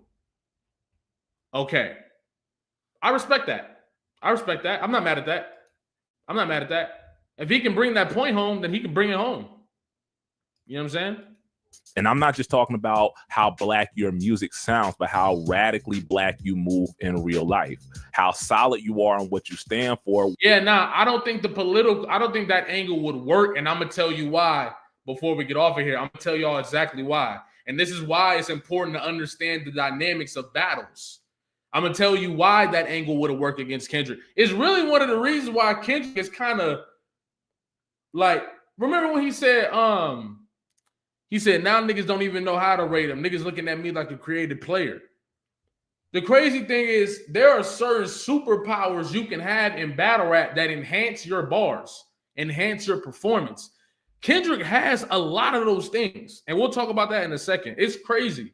That's what makes him a difficult opponent to prepare for, because if y'all ever seen Naruto, Neji got like the what's it called? The little sphere shit. I forgot what it's called, but the little sphere shit that protect him from like a 360-degree angle or some shit. That's kind of how Kendrick is, because he got a defense for everything and an offense for everything. But we'll talk about that in a second. When push comes to shove in hell or high water. And yes, how knowledgeable you actually are in what you believe in. So points will be added if you've read the books. But if you've read the books and have done F and all else, that's going to deduct from your total. So whether you were raised by black revolutionaries or you are a card-carrying NOI minister, the more uncomfortable your politics are for white people to palette, the better equipped you are to call Kendrick on the carpet for his BS, is what I'm saying. Okay. This kind of goes hand in hand with the clout piece, because again, even if you haven't read all of the books, you can still play the consciousness card with, one, the way that you move in your community, and two, the way that you move in and around the industry. I can respect this because hey, appreciate you for that. Love that. Appreciate you. Shout out to everybody that checked out the 106 part freestyle just dropped. I appreciate y'all. You know what I'm saying? I'm glad that y'all loved it. I got plenty of more coming on the way. You know what I'm saying? But yeah, I respect this approach because this does work. Like, this does work. But it also depends on who you're battling. You see what I'm saying? Like, you can use your politics to beat somebody who you deem their politics is incorrect. You can do that for sure. But it's also about how you get it off and who you're doing it against. And I'm going to tell you why in a little bit. You know, the whole white folks stealing black art and sucking the soul out of it and selling the aesthetic back to themselves as something authentic. That was the whole point of that last scene of Sinners, right? I might actually have to do a video now, because Why is nobody talking more about that? So, as a point of reference, a 10 in this category would be like Malcolm, I guess, and a 1 would be Myron from Fresh and Fit, and a 5 is like, I don't know, your regular, degular, everyday garden variety barbershop Negro. So it should go without saying that there will be no non-black rappers on this list. None. Especially not that one. And just so I can get it out the way, here are Kendrick's stats for the record at the time of writing. This, again, could change depending on whatever that Trey Parker BS turns out. I gave Kendrick a damn near perfect score of a 9.5 in creativity because, in my opinion, no one currently living can paint a picture quite like he can. And that's accounting for songwriting, theming, beat selection, whole nine. Sing About Me, Duckworth, These Walls, Mother I Sober, and most recently Gloria are just a handful of examples of why Kendrick might be the greatest storyteller, not just today, but in hip hop history.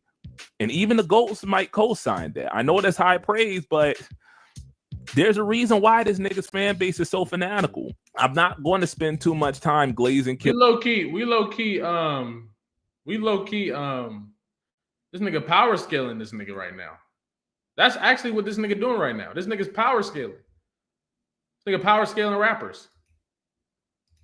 All the things we already know because like half of hip hop YouTube is basically just that. But again, this nigga is not getting compared to Biggie Smalls and Slick Rick. He's getting compared to some of the most celebrated directors in Hollywood history. Again, that's a minimum of a 9, and I'm gonna give him that extra half point. Clout in a vacuum, I think I would probably give Kendrick like an 8, but whether it's the bandwagon effect or this is just who his most insufferable stands have always been, but they didn't get the boldness to show their whole butt cheek until Drake took the L. Kendrick's popularity is bordering on at least Bayhive levels, in my opinion, even if temporarily so. It'll probably die back down to an 8 by the next project, but for now, I'll give him a 9 here. And then there's Consciousness. So this one I went back and forth on because the tricky thing about Kendrick is that for people who didn't grow up on Spike Lee movies and Stevie Wonder records, Kendrick's music makes him sound like Huey's heir apparent. But that's the thing. If you did grow up in a predominantly black ecosystem, nothing he said in like the first 10 years of his career is anything you didn't hear being said by your local Hotep street preacher. So I disagree with that. I'm somebody that grew up in a black household. I heard hip hop from the front to the back. You see what I'm saying? And I grew up in a household I was radicalized very young. You see what I'm saying? My mom was always playing Tupac and Cube and all that shit. You see what I'm saying? So when I heard Kendrick Lamar, I wasn't listening like, oh, he's political. I felt like he was talking about shit that like really like human shit. You see what I'm saying? Like real human shit. Whereas I feel like Tupac, for example, has an aspect of them both. You see what I'm saying? Where Tupac has a very political aspect and he has that other aspect. You see what I'm saying? And I feel like with Kendrick Lamar, him and shit is political though. I see what you're saying, but when I think political, I'm thinking like in the way people perceive political. You see what I'm saying? The way people talk about political. I think Tupac is a great example of being political. Somebody who's literally traded shots back and forth with the government, spoke about Black Panther politics, and stood on business, shot 2 police officers for harassing a black man. You see what I'm saying? It's all types of stories of Pac out there. Now, I think, right, boom. Now listen, Kendrick is political because he's a black man talking about his perspective, and black lives are innately intertwined with politics. Now, this is kind of what I wanted to get to. I think in general, and we always talk about this on this channel, hip hop is political. That is what it is. It's core. It is political, right? I think what happens though is the game gets so far removed from the political shit. When somebody come back, talk about some shit that really matter, people start to think, oh, he Malcolm X, and he think he like, you see what I'm saying? I see Kendrick Lamar, Absol, these niggas is more like spiritual niggas, spiritual artists. You see what I'm saying? Like numerology and astrology and shit like that. You see what I'm saying? Like in that realm, the consciousness. You feel me? Changing soul, exactly, soul. Changing your perspective on shit, making you look at shit a little differently. Fuck your ethnicity. The intro off of Section 80. That shit changed, rewire my fucking brain. I was like, how old was I? I think I was. Because you gotta remember, I'm from Arizona, so I grew up around black people and Mexicans, predominantly Mexicans. So black people was in the minority. You feel me? And it's still black people, but it's more Mexican people. So there was always, even you know what I'm saying? Even with like, it's like you fuck with your Mexican homie, but his parents might not fuck with you. Or you got the Mexican homies where they fuck with all of us. And then you got the Mexican niggas that you don't be kicking it with. And you probably don't, you know what I'm saying? Nigga might try to run up on you outside after school or something. You see what I'm saying? So when you really live in that environment, I feel like it's easy to understand that this is a human thing more than it is a race thing. You see what I'm saying? And I think with Kendrick doing songs like Fuck Your Ethnicity, that shit rewired my brain to even start looking at shit that way. You feel me? I always knew, you know, the most ideal world, you feel me? But the reality is it's not like that. So when I hear a song like Fuck Your Ethnicity, I'm like 12 years old, 13 years old. Like that shit kind of rewired my brain. Cause he talking about, nigga, fuck what you look like, fuck your skin tone, we gonna talk about you. And then you go to all these stadiums and you see it. It's all types of people in there. You got gangsters in there, you got nerds in there.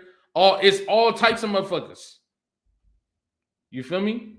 But that's my whole thing. I think Kendrick Lamar speaks more on a mental capacity where I think other people might speak on the action of that capacity. I think it's a difference. And I think both are very important because music is the highest vibration. You see what I'm saying? So initially, I was going to give him a 7, maybe a 7.5. But then I was reminded that Mr. Morale exists and that he actually does do a bunch of stuff in his hometown, like, you know, giving out book bags and toys and paying off people's bail behind the scenes that never makes the papers unless it's a local one. So I wound up bumping him up to an 8 in this category. So with all of that out of the way, it's time for a death battle. Wrong he's literally power scaling. That's fire. That's not copyrighted, is it? Look, Clarence. And it's crazy because we still gonna do that hip hop draft. Me and the homies, I know y'all was if y'all was in that stream, we was doing a hip hop draft where we drafted hip hop artists and shit.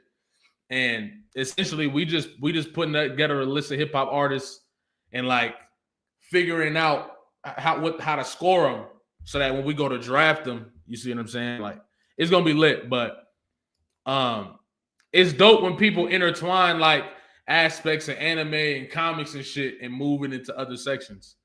It's dope. Look that up before you leave that in the video. I'm so serious.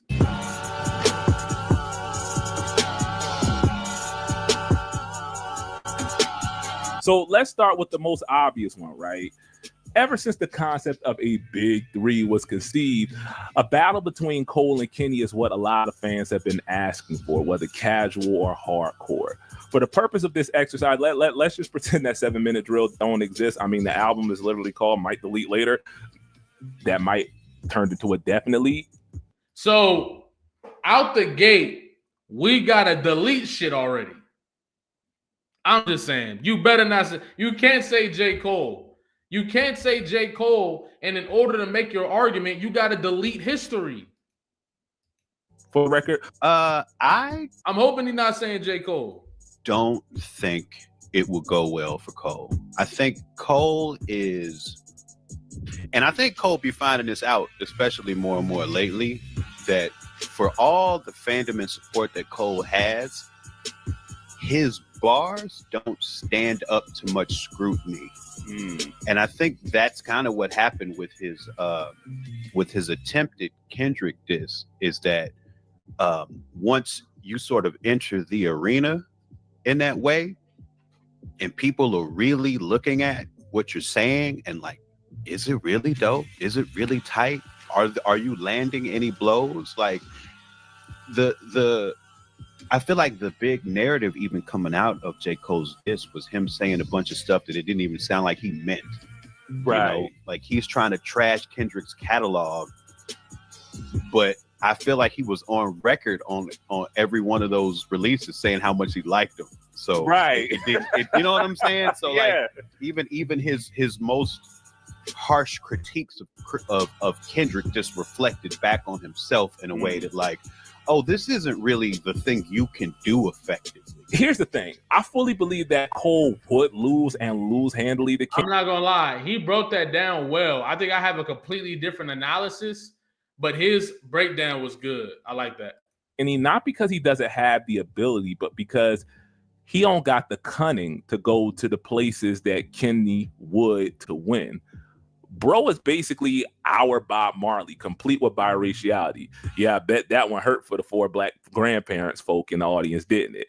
So let's talk about clout and consciousness together here. I'm not going to get into it because it's already well documented, but I think Cole might have a slight edge on Kenny in this category in a vacuum, and even the edge over a few others that I'll mention later on down the road. He was at those Black Lives Matters protests. He raised a bunch of money for his hometown after Hurricane Florence. He bought his child. I'm not gonna lie, I do respect that J. Cole did that, but it's also to note that, correct me if I'm wrong, did he not do that after the battle with No Name Gypsy? Was that not after the battle with No Name Gypsy? Am I tripping? That was after the battle with No Name Gypsy, right? I'm just asking. If somebody can fact check, let me know. Childhood home and converted it into a shelter for single moms. Even before the Dreamville Foundation, he was collecting school supplies for kids in his area. And also the Dreamville Foundation does exist. So even if he's not about the books, at the very least, he is about the action, boss. He's an honest-to-God activist who so happens to rap, is what I'm saying. Low-key, I feel like his heart is further in that than it is in rap at this point, which good on him, but ain't winning you no points in this made-up exercise. And unlike Kendrick, he at least will take accountability when he does F up. I ain't gonna lie to y'all. I move.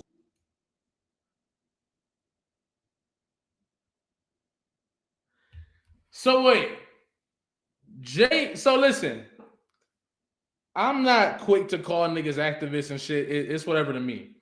But if J. Cole is an activist, you wouldn't put Kendrick in the activist category either? Why not? Kendrick was at these protests too. A lot of the things Kendrick do, you're probably not going to hear about it. You're going to hear about somebody randomly bringing it up on some random interview, and now we know.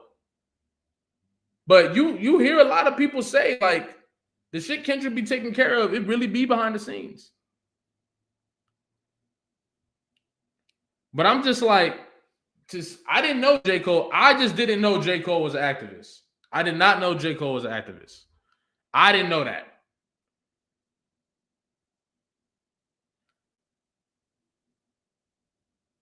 Now, I'm the person that believes if you fight for the art form of music or you talk about something that's important in music, I think you're a revolutionary.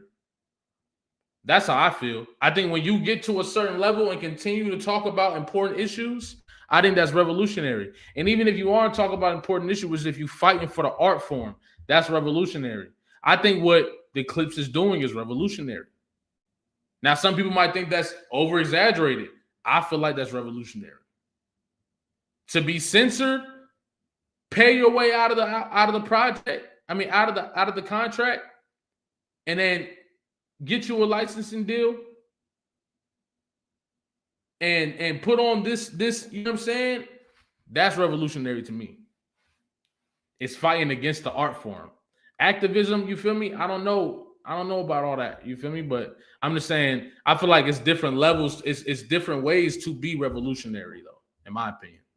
Moved in a way that I feel spiritually feel bad on me. You know what I mean? I pray that my nigga really didn't feel no way. And if he did, my nigga, I got my chin out. Take your best shot. I'm gonna take that shit on the chin, boy. Do what you do. I'm not saying that Kenny don't do work in his own hood. I literally said he does up top. But activism is like Cole's whole identity at this point in his life. But how much of it is based in blackness? Again, consciousness for the purpose of this exercise isn't about how woke you are or are not. It's about how based in blackness your politics are. And Cole, to me, he doesn't strike me as one of those class, not race type of progressive, but he's also not, blue-eyed white devil either. Cole's goals at this point, I genuinely believe, are let's just make the world a better place, which is why, to be real, I don't think he really has the heart to do what needs to be done to best anyone in a rap beef, honestly. Like, remember that time he dissed Lil Pump? Like, was that even a diss? Dog, I don't know. It felt more like a lecture from your guidance counselor to me. One thing Cole has over everyone else on this list, though, is the mainstream notoriety. Specifically, Cole's stands are just as, if not more, insufferable than Boogie.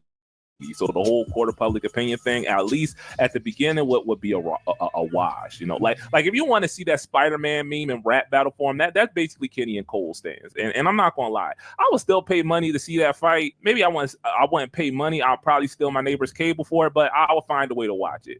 All of that said, I don't think Cole really has the motivation to battle Kenny, and one has to wonder if he ever really did. Like, bro has basically always called himself the bronze medalist, and there's nothing inherently wrong with that. He's perfectly satisfied with being the perpetual also ran. And I mean, at first glance, that sounds like shade, but that's better than a lot of his peers' legacy, right? Like, at this point, would you rather have Drake or Cole's legacy? I mean, one is actively trying to litigate a rap beef away to preserve the little bit of legacy that he has left, while the other is in Fayetteville somewhere riding his bike in a skate park without a care in the world. So yeah, there you have it. See, here's my thing, and I've always like kind of felt this. Like, Cole is a great writer. Cole knows how to make a good song. Cole knows how to make like a song that can impact people and stuff. But I've always felt like he never was like a battle type person. Like, I just don't. Before he did the apology, there's evidence that it's not really in his heart to. Yeah. Even though he talks very competitively and says, line him up, do this, that, and the third, I never felt like, because, the whole Kendrick thing wasn't the first battle that he's been in and kind of double dutched a little bit. I've always felt that with him. So I don't think that he would be, I would have liked to see it when I wanted to see it, but my money would always probably be on Kendrick if it came to a battle, because also the thing about Kendrick is clearly where he's willing to go is not where Cole is willing to go. And if you're not, that's kind of why he backed out, because he knew that's how you get embarrassed completely. Because you're not willing to go where they're willing to go. It's gonna come out bad. So I never really looked at Cole. Hey, I'm not gonna lie. I respect their opinion, but I'm not liking how they're kind of framing it as if Kendrick Lamar and J. Cole were to battle, the reason why J. Cole would lose is because Kendrick would go lower. I don't think Kendrick needs to go low to beat J. Cole. I don't think Kendrick needed to go low to beat Drake. He whooped that nigga ass when Euphoria came out. Euphoria was punishment. He don't need to go low. You see what I'm saying? He went low because the other nigga went low. Everybody keep forgetting that shit. He went low because the other nigga went low. Kendrick don't need to go low to beat J. Cole. I'm gonna break this down for y'all in a second, and this is gonna make so much sense. And in the middle of this video, and then we can keep watching to see. But I'm gonna break y'all down why it's so difficult to beat Kendrick, bro. Sean Williams, thank you for the super chat. He said J. Cole shouldn't even be in the conversation. I still rock with him, but when it comes to rules, I can't respect what he did. He let hip hop down. Now, people really think that he left that battle because he loved the homies. No, he really tucked his tail, bro. He really did.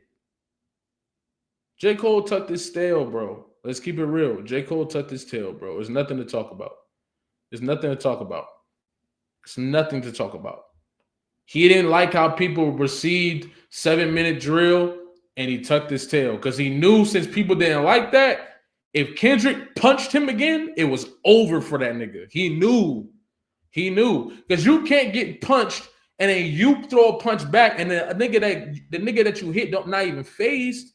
He already hit you. Now he finna hit you even harder because now he know you can't fuck with him.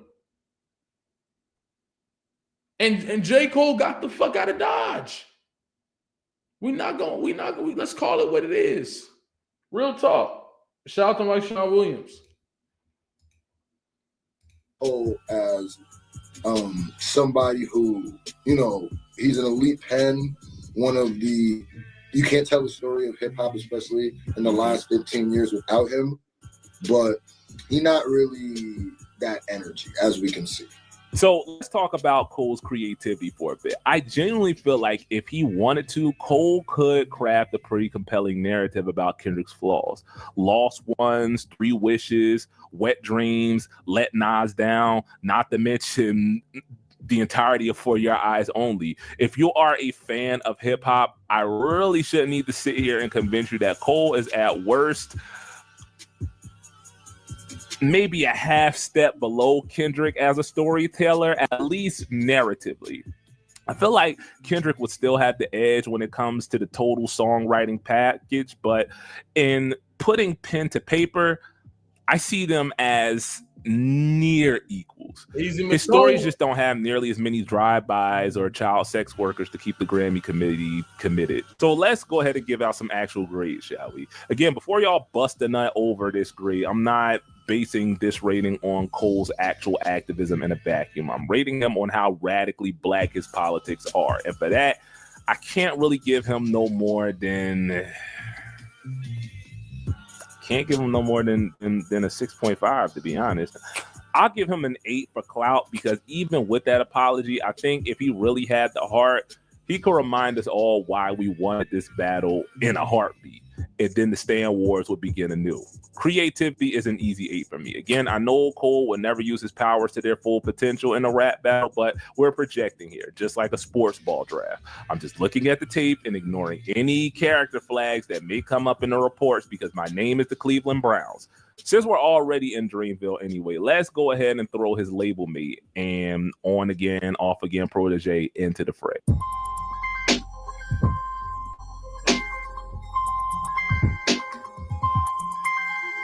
Jid has as much claim to the next up crown as anyone in hip hop right now. And I don't think it's a stretch that not only does he feel like he's already there, but that he wants the king's crown at that. Also, he's from Atlanta, the Black American Mecca for at least the last 2 or 3 decades, transplants and all. Let's not underestimate how big a deal that is. If Atlanta truly is the nexus of hip hop culture, how hungry do you think they are to finally have one of their contenders crowned king? Not of the South, but of hip hop, period. And Jid, I think, wants it. He don't even move with his own label mates like that because in his mind, there's only room for one at the top of the mountain. As far as I know, Jid hasn't ever thrown any subliminals or called rappers out by name. I mean, there was that brief little tiff that he had with Tory Lanez on Twitter. And I mean, bro got his hair back and lost his mind. It is a bar, even if it wasn't put on wax. Funnily enough, Jid probably is the least in need on this list of me making his case. So I'm not going to spend as much time with him as I will some others. Maybe if this video was made 2 years ago before surround sound became the backing track to that year's latest twerking trend, which is kind of where I'm going with this whole video, right? Hip hop today is probably as diverse as it's ever been, but the culture around it is the worst that it's ever been, if you ask me. Ironically, because of how accessible it is. I said this in depth at the diss track and the last culture war, but since streaming became the medium of choice for music heads, you don't have to listen to anyone but your fave if you don't want to. There's been a ton of study on this, but the great irony of the information age is that it's made most of us even more insulated than years of yore when we literally had no choice but to leave our little boxes. Michael Jackson became the biggest pop star to ever live, largely because if you were a kid in the 80s and you wanted to watch music videos, all you had was MTV, and you were going to watch whatever MTV had on rotation, which many times was Michael Jackson. So even if you didn't like pop music, you didn't have a choice but to at least know Michael Jackson and Michael Jackson songs. Any of y'all who ever worked in retail know what I'm talking about. When I worked at Lowe's, I couldn't help but know who insert top 40 artist was because that's all they ever played over the freaking PA system. You don't have to worry about that now. You can find your fave and just make a playlist made completely of their material. Be satisfied until Tidal, Spotify, or whatever other platform you use suggests a new artist that you may or may not give a chance. So if your fave is a top 40 mainstay, who and what do you think the robot is going to recommend to you, dog? My point is, Jid was a problem well before he got popular. But the fact that he is popular now and became so not so long ago, that's why a lot of y'all will probably see this and say, yeah, that makes sense. I say that to say, I'm not really going through the whole breakdown thing with him because if you're watching this video, you probably already know everything I'm saying. But like I said, all the things that make Kendrick, Jid has that as well, even if to a slightly lower degree or maybe a noticeably lower degree. Y'all get what I'm saying. I guess my one criticism is that his flow can be kind of hard to follow at times. Nah, Jid don't got everything Kendrick got. Not even to a lower degree. There's some things Kendrick got, Jid got that Kendrick don't got. I mean there's things that Kendrick got that Jid don't got at all. And it'd be the reason he would lose the battle. But once again, I'm gonna get to that in a second. And we're gonna break down why each of these niggas will really lose. And it's not really that hard to break down. Especially if you understand the way battle rap works. You see what I'm saying? The way people perceive battle rap and perceive angles and perceive shit. When you angle somebody, it's all about perception and what you can and what you know what I'm saying? Like it really is. You can use, and that's why Kendrick is so effective with Drake, because he used things that people already talk about, people already know, people boom, boom, and created his angle based off that. But I'm telling you, we're going to break that down in a second. Times, and it like almost never changes. But that's more a personal preference thing. All that said, as far as I know, there's no real heat between the two. So this is all just really wishful thinking. I mean, this whole video is wishful thinking, but whatever. So let's go to the scorecard here. Creativity, I'm going to give Jid I will give him a 7.5 here. I might have given him a 7 before the Forever Story, but that whole album, Crack Sandwich, in 2007 in particular, really put his storytelling skills on display for me. Consciousness, I'm going to give Jid a 7. I've never seen Jid as a conscious rapper the way I didn't see Kendrick as one until the white folks decided he was after that first Grammy win.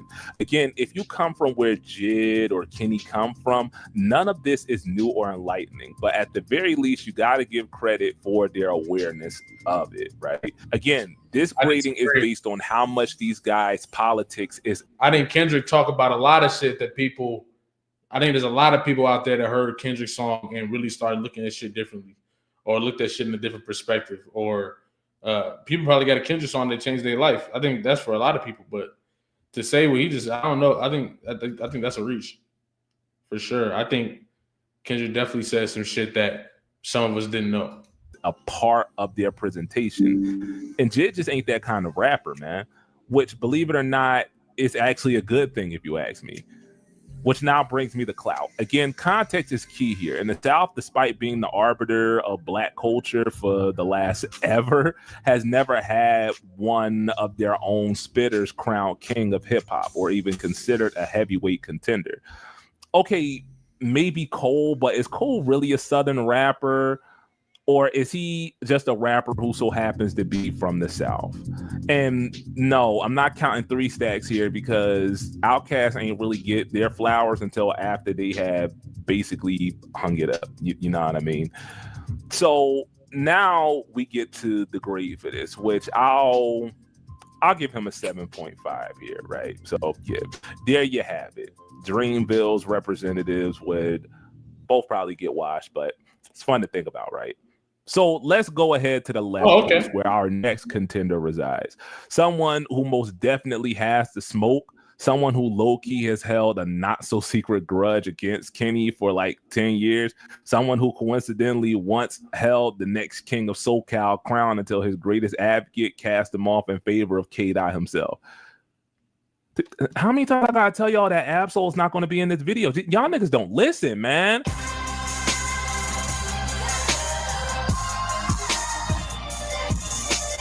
I remember reading an article in Double XL, I think, where the game said he got shot, passed out, and when he woke up, he looked in the mirror and saw his heart beating in his chest. And it was at that point that I knew this nigga was basically a fun-sized Rick Ross. I know niggas forget how great a rapper the game actually is because of all of the antics. Like, don't forget, this nigga made a whole diss track against video vixens. Like, how corny can you be, man?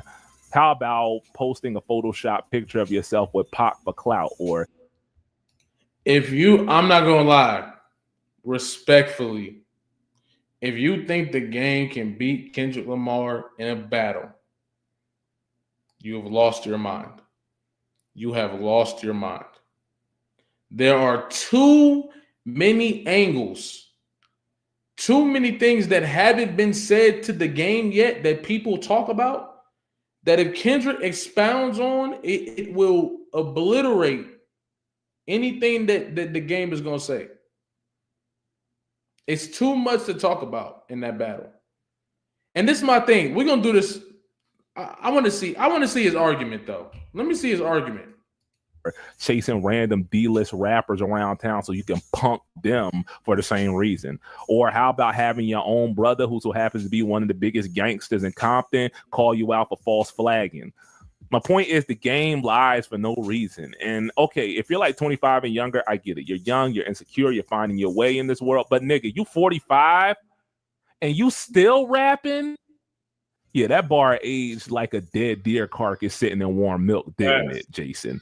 Right. I don't want to speculate on the game's mental state, but something is just not right about a nigga who finds every excuse to self-sabotage to the point of effectively being written out of rap history by his biggest advocate. Yeah.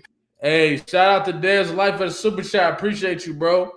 It's a Good Kid, Mad City, easily one of the most commercially influential albums of the past decade and a half. That album encapsulated an entire era of my life and many others. My last 2 years of high school going into college survived. I'm telling you, I don't know what motherfuckers was talking about, bruh. Kendrick would probably do game worse than I do Drake. Man, I ain't gonna lie, Kendrick might do the game crazy. You see what I did there? I did it twice so that y'all could get the joke. I'm funny, man. No, I really am. Like, who else thought that it was kind of weird for Dre to do, his own personal history in the Super Bowl show, and probably his biggest protege in the 2000s was left completely off of that card? Like, we couldn't even get a bar. There's too many angles, bruh. This is too many angles to attack. Do you see how Kendrick used all those little moments in Drake's career to jab at him for 7 minutes straight on Euphoria? Bro, he could do that for 12 minutes against the game. Or two of Hate It or Love It or How We Do. But that's kind of where I'm headed. There's no good reason the game shouldn't have been a part of that show, and especially a part of the pop out, except for the game. I don't know. Maybe you had to be there, but the Game in a lot of ways was Dre's ideal protege, and Dre put everything he had in putting him on, from convincing 50 to induct him into the G Unit stable, which obviously went swimmingly, to giving him some of his best beats. The Game really had no one holding him from carrying the banner for the West Coast for the next decade. No one but himself, that is. Game could put Kendrick in some positions where he's being provocative enough with West Coast LA specific stuff and cosigns.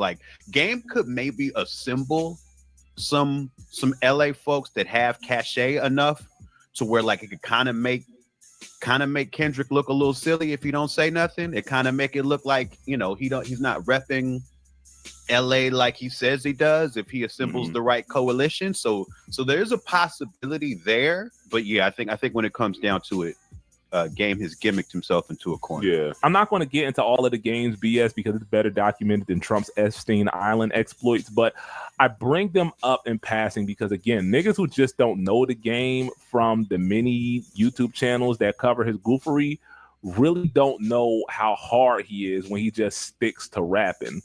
Y'all are going to say I'm tripping, but the Game wasn't dissimilar from Pac. And if you don't believe me, I promise you, half his bars is him saying that. The other half is riding Dre's coattails long after the doctor cut off his prescription. Yes, Game's bread and butter was and is the gangster bars, but he doesn't get enough credit for his consciousness or his storytelling, if you ask me. Those 4 or 5 bars on Dreams where he tells the story of seeing Jam Master Jay talking to Eazy-E, that still gives me goosebumps to this day. Go back and listen to the documentary. There's a reason why niggas my age call it a classic, up there with the likes of 2001 Doggy Style and the OG Chronic. This was my introduction to the West Coast sound, and Now, my problem is, why do you have to go so far back? Why do you have to go so far back? The question is, because I don't think we're arguing, can Prime Game beat Kendrick? Even though I don't even think he could. I don't think the Prime Game could do it either. But, bro, we're talking about the Game right now. He can rap for sure. But he's still at if we're being real, the Game is still at a certain level that the Game's not crazy to me, in my opinion. I don't think the Game is crazy. I think the Game can rap, but he don't do nothing that I feel like would be a threat to Kendrick. Not at all. He don't got enough angles. He don't got enough attacks. Anything he can say, he can really do the "I was you before you," or "I'm the reason, I'm your big bro." He can do all that. But it's too much that Kendrick can say. It's too much that Kendrick can make a bar about. That shit'll get ugly. I vividly remember thinking, this is what hip-hop was probably going to sound like moving forward. Again, you got to remember, by this time, 50 had plateaued. Wayne was still Lil, and Kanye was a backpacker. Everything else was snap music and club bangers. So who was going to step into that street hop lyricism pocket but the Game? And I'm not saying this oh, well, I guess everybody else slept in, so here's your trophy, nigga. The Game was the total package. He had the clout. He had the punchlines. He had the beat selection. On top of that, he's like a hip-hop mockingbird. Any style of flow that you can throw at him, he can master it at worst and perfect it at best. Remember how I said a while ago that before Drake, every mainstream rapper worth a working Walkman displays some level of consciousness? Again, the Game really don't get enough credit for that. Maybe because consciousness became synonymous with, Kanye by that point. So most of Game's audience would have considered it corny. I don't know. But bro really should have leaned more into that than, the fake gangbanger thing. There's My Life, there's Jesus Peace, Letter to the King, and obviously Hate It or Love It, which to this day is still probably his best track. But then there's the Game's ability as a storyteller.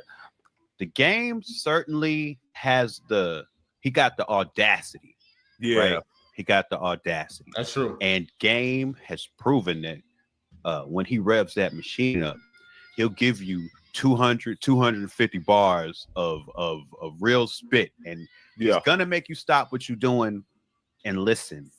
But you know, it's hard even when you go back to I found a perfect way to break it down, yo. I found a perfect way to break this down. Okay. The Game is a good rapper, right?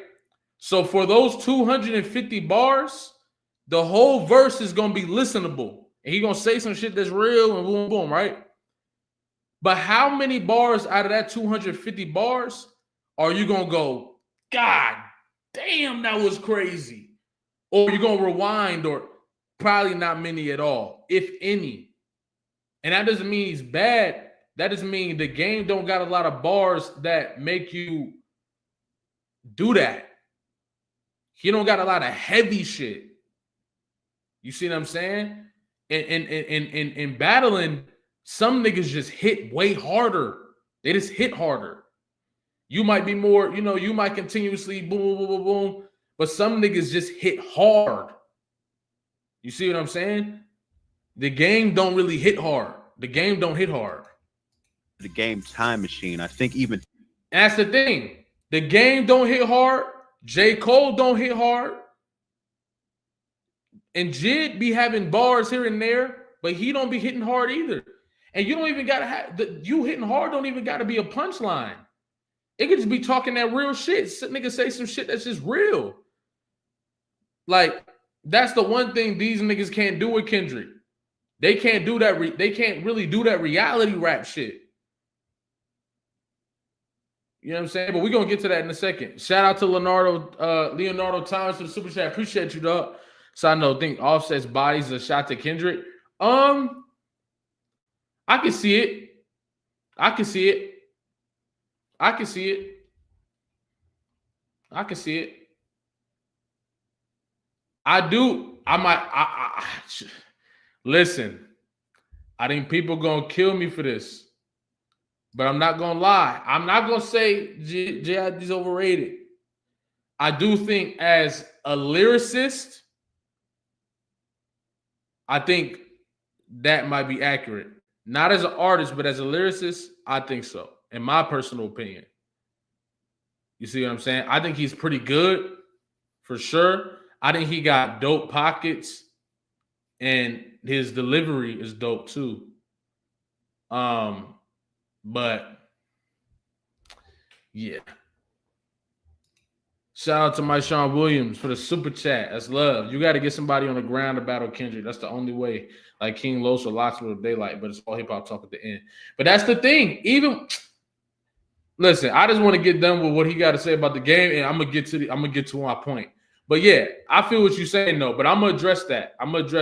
Appreciate you. He be talking. Yeah, but he don't be talking. He be talking because he don't be talking. No, I feel like. I think Kendrick really be talking.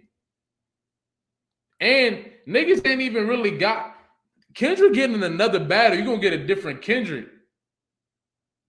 Because this Kendrick, the new Kendrick, this the unequivocally best in the game Kendrick. Kendrick been talking about he the best in the game, boom, boom, but people wanted to argue it. You can't argue it no more. The type of talk you about to get from Kendrick now is about to be a different type of talk. I'm trying to tell niggas. He could talk kind of greasy to niggas right now. I'm telling you. 10 to 15 years ago, games battling was starting to become so gimmicky that there's already this layer of, are people going to take it seriously? Because it's kind of just what game does, right? Yeah, I know we clown him for the name dropping gimmick now, but back then it was novel. And when he does it on tracks like Dreams, it's less a gimmick than a narrative device. And then there's Like Father, Like Son.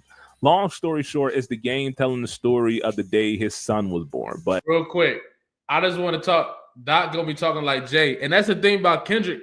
Is he gonna be talking like Jay? But it's still gonna be like he's still gonna be talking like, even when in good credit. The numbers, the money is nothing, the numbers is nothing. I really been him, I promise. Like, Still, even at the top of the game, saying the same shit they said before. Fuck the numbers.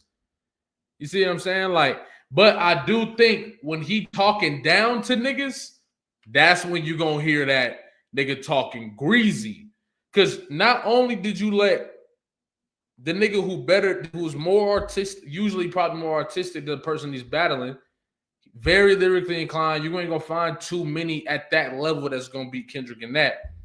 He got the listen, we finna get to it. Like, it's so vivid that you can practically see yourself there with him. The game had it all, is what I'm saying. And he had Dre orchestrating it all. But again, the game just couldn't help but being a big baby backstabber anytime he got a chance. Again, something ain't right about a nigga whose pattern is, I'm just going to burn every bridge anyone bothers to build with me, and then look around dumbfounded when nobody wants to mess with you anymore.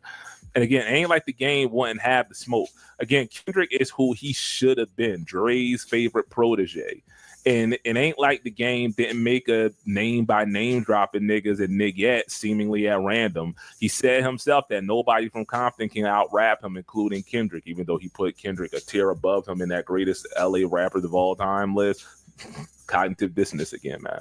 I mean, he already low-key kind of took a subliminal at Kenny on that Rick Ross diss. Something tells me the only reason he hasn't gone full disrespect is because who is going to take his side, man? Like, seriously, nobody in the culture, let alone the industry, respects him enough at this point to even take such a shot seriously, let alone to take his side. It's just game being game, after all, which is a shame, because all BS aside, he really does have the tools to go at it with Dot. So I guess let's get the grades in and out the way. For creativity, I'm going to give him a 6.5 because, yeah, the name dropping thing is more played than a high top fade. But in the context of a diss battle with Kendrick, that's where the game can really shine. And that's worth at least a half-point bump to me. Like, let's not act like the nigga didn't write a whole 15-minute long diss track aimed at everyone, and those bars hit for the entirety of the track. Then there's the track that he made about Rick Ross that I mentioned earlier. And as corny as Wouldn't Get Far is, I'm not going to lie, it is effective in what it's trying to do, albeit what it's trying to do is corny as life, but we went over that. But speaking of effective, remember what I said about him being a mockingbird? The Black Slim Shady might be my favorite diss of his just because it kind of illustrates a lot of what I said up top about the game's wit and versatility. I hadn't even listened to it until Feet told me about it because the reception convinced me that it wasn't worth it. But then I had to remember that these are Eminem stands we're talking about after all. Like, if you go look at the comments of that video, it's plain that niggas missed the point probably on purpose and because they're not niggas. Like, this joint is freaking funny, man. Like, I couldn't even really pay attention to what he was saying because he nailed M's lyrical miracle flow so accurately. I halfway forgot that it was game rapping at times. Like, could you imagine him taking the piss out of kids? I'm not gonna lie. Just because you mimic somebody don't mean it's fire. Niggas do that in battle rap all the time, and most of the time it don't work because you gotta do it a certain way too. It's just not. Nah. That's. In these monotone monologues and voice changes that have become his calling card at this point, let alone doing it while mocking his barbershop politics. So yeah, 6 point. Yo, nigga. Yeah. Big Crit.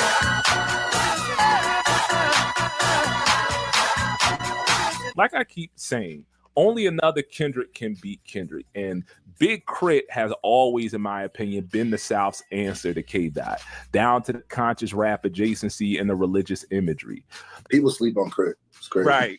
The problem with Crit has nothing really to do with Crit himself. It's the fact that his label mishandled him early and bad enough that he never got the kind of money necessary to push his project to the same kind of notoriety as Overly Dedicated in Section 80. That and that he's from the South, the Gulf Coast part of the South. Yeah. And that bleeds through in his music the same way the West bleeds through Kenny's. You know, it's funny that you say that because now I'm thinking about it. Like, has the South ever had somebody who really was going at people like that? Was trying to like do that MCing I'm gonna take the crown thing. Like I'm trying to remember. Like the closest I can think of is like T.I. like go at somebody. He certainly could have. As much as can the rest of the West talk about how they are so hated, niggas really don't mess with the South unless you sound like Future and Migos, and especially if you're not from Atlanta. But none of that is Crit. They don't fuck with the West at all, though. They don't fuck with the West at all. Let's make that clear. You feel me? Crit is, again, the South's answer to Kendrick Lamar. And if you don't believe me, then you've never listened to Cadillactica. Nigga, the South was running this shit for the last few years, and you ain't see one East Coast nigga or one New York nigga drop what Joey Badass dropped. Everybody was cool with it. Kendrick Lamar through the Super Bowl all of a sudden. You feel me? They don't fuck with the West, bro. Let's be honest. Let's be honest about it. If you want to tell me that Forever and a Day is closer to GKMC in theming, like some of y'all have in the past, and in structure, I'm not going to hold you. But for me, that tape is closer to Section 80, and that Section 80 is basically GKMC, the prototype version. It's everything that makes that album what it is, just without the polish and the atmosphere behind it. Remember what I said about Kendrick's ability to make you feel like you're listening to a movie, to transport you to wherever and whenever he wants through music? That's what Cadillactica feels like. It's right there in the name. It's a celebration of all things that make the South unique from the left or right coast. Yeah, no, he cooking. He cooking now. This whole section right here, he cooking. With just enough social consciousness to satisfy the suburban transplants writing for Pitchfork and Complex. But most important for this exercise, it's a masterclass in storytelling the way that GKMC was and is. From beginning to end, you feel like you're riding shotgun with Crit and his candy-painted slab on gold 84s rolling through the traps of Meridian, Mississippi on a muggy summer afternoon. It's really a shame because all things being equal, specifically management, we're probably looking at a timeline in which Crit is spoken of with. Shout out to Marcel again for the super chat. I appreciate you. She said people were discrediting Rayvon's diss track, saying he sounds like Kendrick. They don't respect the regional sound. We have it all. At all. That's what I'm saying. At all. At all. At all. Niggas hear some West Coast shit and instantly, oh, you trying to sound like Kendrick because Kendrick did G and X. Shit crazy. With the same reverence as the Big Three is, or perhaps he even knocks Drake out of that conversation. One of the big knocks that Drake stands have always made against Kendrick and Cole is that they don't know how to make turn-up music, which is half true, but again, perceptions here. But half of Crit's catalog is ass shakers and trunk rumblers. I mean, he is from the South, the deep South, after all. So I can see Big Crit just because I respect Crit's pen and his like capacity for creativity, because that's the key thing. The key thing is one, what can be attacked, because the thing you also have to remember is that we can't just say like what can this person do. We also have to think about what can Kendrick do against them. Right. Yeah. And Kendrick doesn't, like Crit doesn't have, as far as I know, he don't have a lot of L's in his backlog. He's been really quiet. He's just making quality music. I think him being from the South is an advantage because like the South just to me is the core of blackness in America. Yep. And so that just puts him closer to like the essence. And so like whatever he would come up with would probably be substantial. We probably get some really good music out of it. The only reason that I have Crit rated toward the bottom of this contender tier list is because politics, I don't feel like have ever been a primary part of his appeal. That doesn't mean he doesn't have any. I mean, you got Soul Food, Rich Dad, Poor Dad, Praying Man, the entirety of Forever and a Day are about as conscious as anything Kendrick or anyone else had made up to that point, and that's just the tip. The only reason, in my opinion, Crit wouldn't beat Kendrick in a diss battle is pretty much the same as Cole. I don't think he has the heart to do it at this point. I mean, we could have gotten this battle like 10 years ago when Crizzle clapped back at Control with Mount Olympus, but Kenny ducked him then and likely would now. Again, there's that ugly. So Kendrick, I guess Kendrick ducked everybody then because 100 niggas responded to Control. Habit of throwing rocks and hiding when it's no longer convenient or when you gotten your hit in, whatever.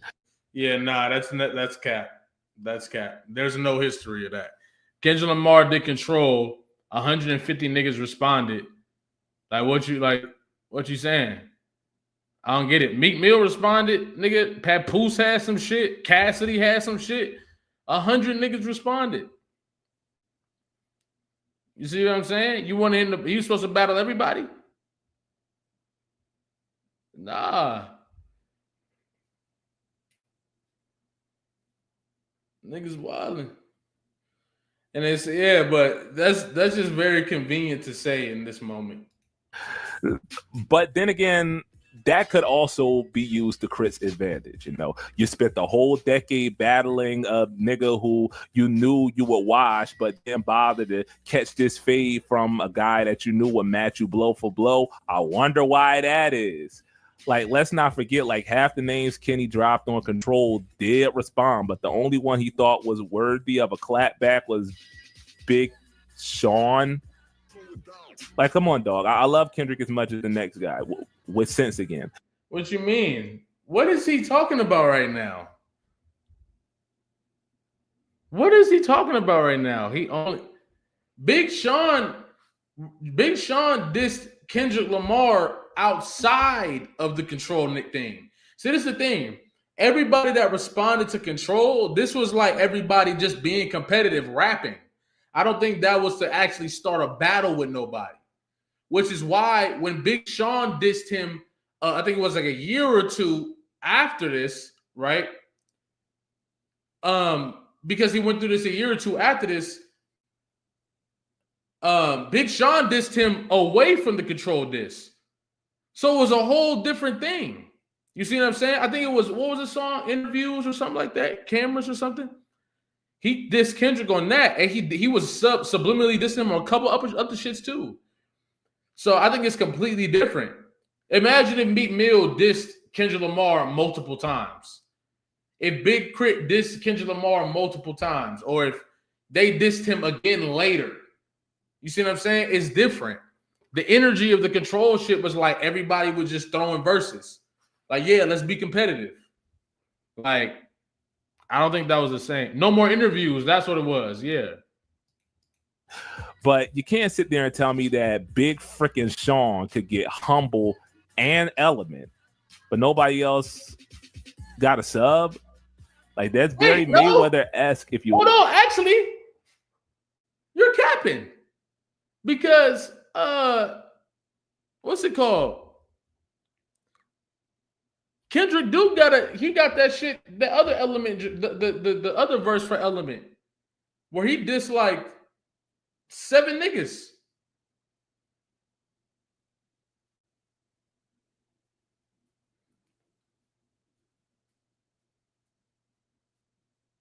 And I feel like sometimes you can respond to everybody with one song. Like, I feel like King Kunta was like a, you know what I'm saying?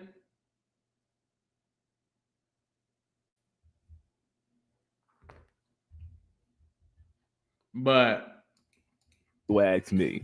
That said, again, I don't think there's enough meat left on that bone for Crit to bother with. Not that I don't think he can't take it there, or rather that he can take it there, but at this point, what would even be the point? In a 2019 interview with Up Rocks, he called Crit Is Here a full circle moment for his career, which I don't necessarily think is meant to signify the end of it, but it definitely doesn't sound like a hungry up-and-comer gunning for the crown. And both his albums since then kind of sound like a man who's found his lane and is settled in it. I'm also not totally convinced that he'd have the support behind him to win in the public opinion category, even if he did go that route. Crit is one of those should have been biggers for reasons mostly out of his control, and I think that ultimately would be his undoing. But hey, the South has something to say after all, and maybe the Gulf Coast will show out for Crit the way that the West has for Kendrick. So grades. Let's start with creativity. This is an 8.5 for me when you factor in production. If you have to ask why, you probably had to ask who too. Yeah, Crit makes his own beats like Cole, but except his beats are not ass like Cole. Half the time I think I'm listening to a soul album until Crit starts to spit, and then I remember why the big three should have been he plus Big Crit. Well, I guess that's 4, huh? Oh, brother, this guy stinks. This is why I don't rap. It sounds good on paper, but it don't make a lick of sense when I say it out loud. But then again, Wayne used the elephant trunk sample on his last album. Play that real quick, Clarence, so I can laugh. What up, though? All my niggas got throat. Cut a nigga head off, you looking like you Bumbo. Already mentioned Cadillactica, but if you want the conscious storytelling again, there's, all of those tracks that I mentioned earlier. If you want the trunk knockers, there's Money on the Floor, Aux Core, My Sub. Shout out to the Net George. Appreciate you. He said he knows Kendrick fan for speaking like this. I mean, he could still be a Kendrick fan and just have an issue with his politics or whatever. I just wish that it was grounded more in reality, is how I feel. I'm okay with criticism, but just make sure it's grounded in reality and not just your personal perception of what the artist is saying, etc. Kendrick can't be blamed for how some people view him. You see what I'm saying? Series, King of the South, Mind Control, Cadillactica, the song and the whole album. And like I said, Britt not only responded to Control, but he had probably the best response of anybody. Mountain Lip is really more a middle finger to the best rapper combo in general than Kendrick specifically. Crit's thesis is that, again, niggas don't really mess with the South unless it's for trap music or titty bar bops. But then decided that he mattered once he got his name dropped by Kendrick. I know it's not a diss track in the traditional sense, but there are a few subliminals in there, the whole I'm overwhelmed by your dedication. You fooled these people into thinking your music was innovative. You can't tell me that's not aimed at Kendrick. But again, niggas ignored it because it wasn't nearly as salty as some of the other diss. Part of me wish Crit had have took it there because the only thing keeping him out of that combo was his management and lack of antics. I mean, let's be real. That's what it takes to get on these days, and that's even what it took back then. It's either you throw ass or you throw stuff around the room. Facts. He didn't say it was from a Kendrick fan perspective at all. That's why I'm like, he could be a Kendrick fan and just feel this way. But I think there's a lot of stretching in this. That's what I'm saying. It's a lot of stretching. It's more stretching than it isn't, is what I'm saying. Or both. If you listen to Mount Olympus too, you could hear the frustration. Mm-hmm. Crit was very frustrated. And even at that time, the whole conversation of the big three wasn't solidified. There was people forget that there's times where Drake was a little above everybody, but Kendrick, J. Cole, Big Crit, Big Sean, Meek Mill, Wale, were A$AP Rocky. Mm-hmm. No, that's the thing. Drake was only a little bit above everybody as far as sales go. But let's be real. You know what? I got a challenge. I'm going to challenge y'all right now.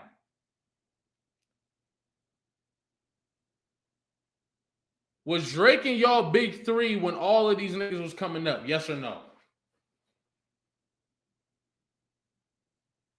And on top of that, Kendrick Lamar was the best. They knew he was the best nigga out.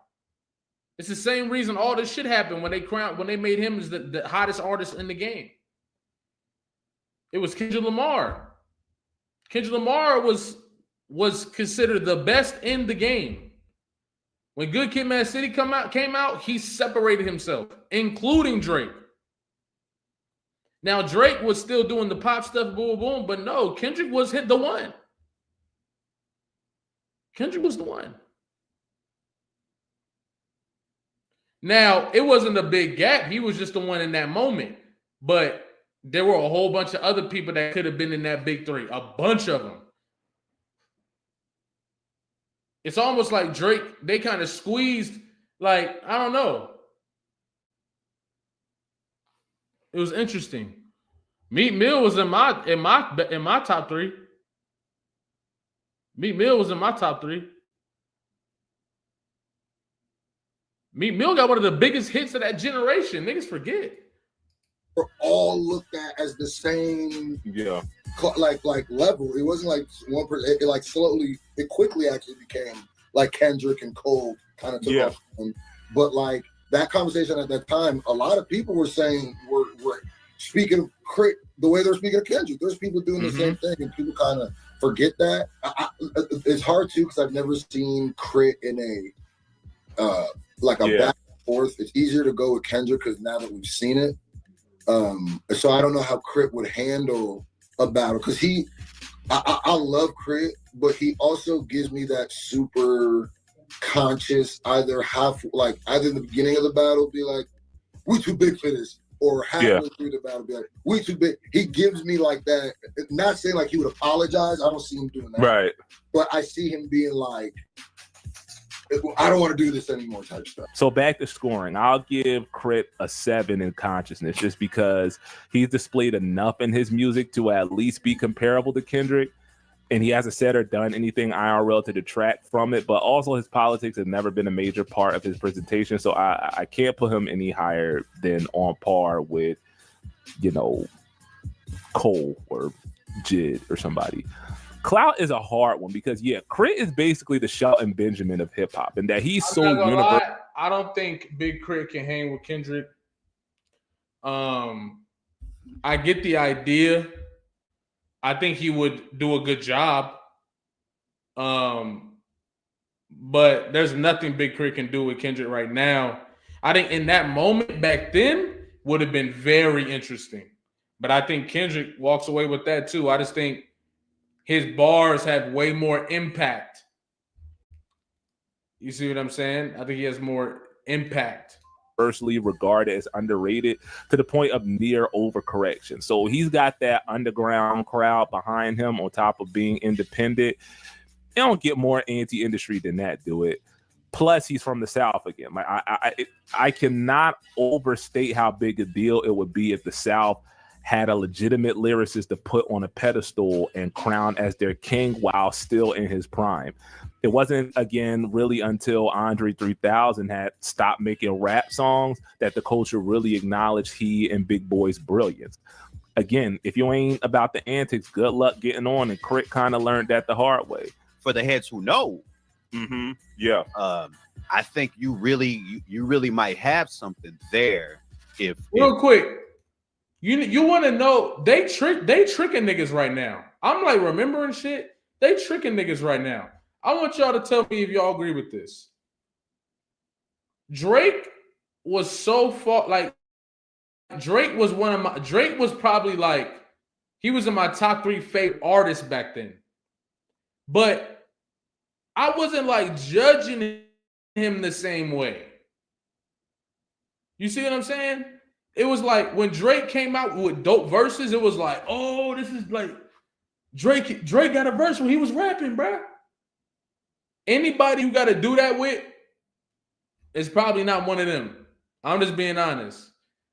That just give you a perfect picture of how we was kind of viewing that shit back then, I feel like. You feel me? I was fucking with Drake all the way up until I found out he wasn't writing, but you feel me?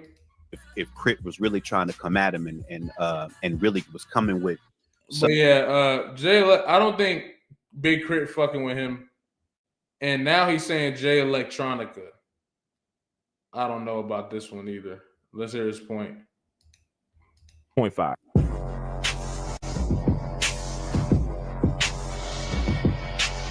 All right, so while we are on the topic of subjects of that control verse, we moved the hip hop savior who never was because he was too busy busting down a Rothschild.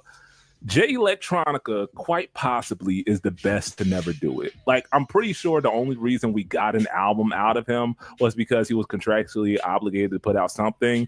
And what we got was basically Jesus is King for Philly Muslims. But if Jesus was King was actually any good, that is. Jay Electronica is a weird case because more than anybody on this list, his legacy is largely built on untapped potential. But man, if that potential ain't transcended, man. There's a reason why old heads still talk about that Eternal Sunshine tape and just Exhibit C as a track, like the Hip Hop Adit. To this day, this is one of, if not the hardest 4-bar phrases I've ever heard. And that was before I even knew what the nigga was talking about. Everything you need to know about Jay as an artist is in those 4 bars, down to the bad Arabic. Y'all see where I'm going with this, right? Dude is the deep magic incarnate, which now brings me to the problematic part. If Nas is the OG Hotep MC, then Jay is the ideal, to the point of him almost bordering on being a caricature, down to the conspiracies and anti-Semitism.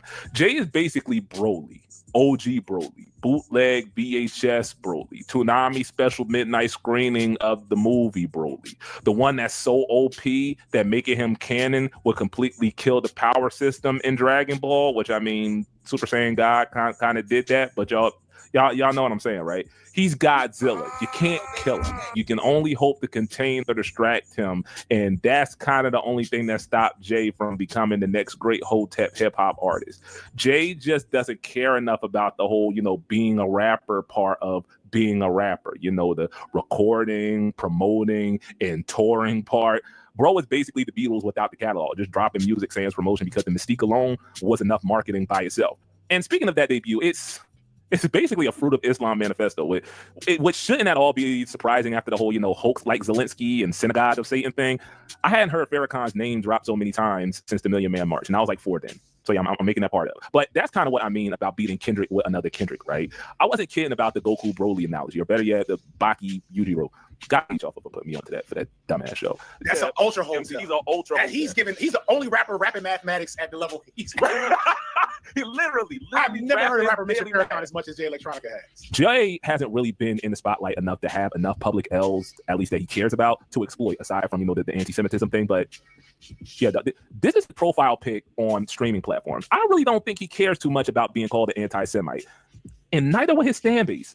This is the hardest of hardcore Hoteps and hip-hop nerds we're talking about. Peak scare the hoes energy emanating from every Muhammad mosque and musty basement imaginable. And that's the thing. Jay, in a lot of ways, is the prodigal son who never returned. He is Anakin Skywalker, is what I'm saying. He will always be the chosen one until he drops a project that's so cheeks that it completely ruins his mystique. Like, seriously, he could never drop another track, and he will always be remembered for what could have been more than what we actually got.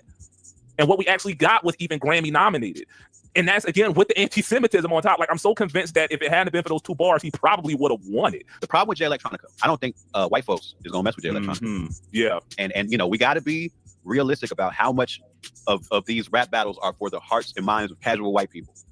Yeah. And I just don't know. I think Jay Electronica has said enough things that people interpret as anti-Semitic, to where, again, if people only need one dismissal point, they'll take that one. Of all the rappers I've named, but more importantly, of all the ones who've publicly thrown shots, Jay is probably the one with whom Kendrick probably doesn't want to smoke the most. Kendrick is again, my all-time favorite writer. I always want to be clear to Will Ashley's in the crowd.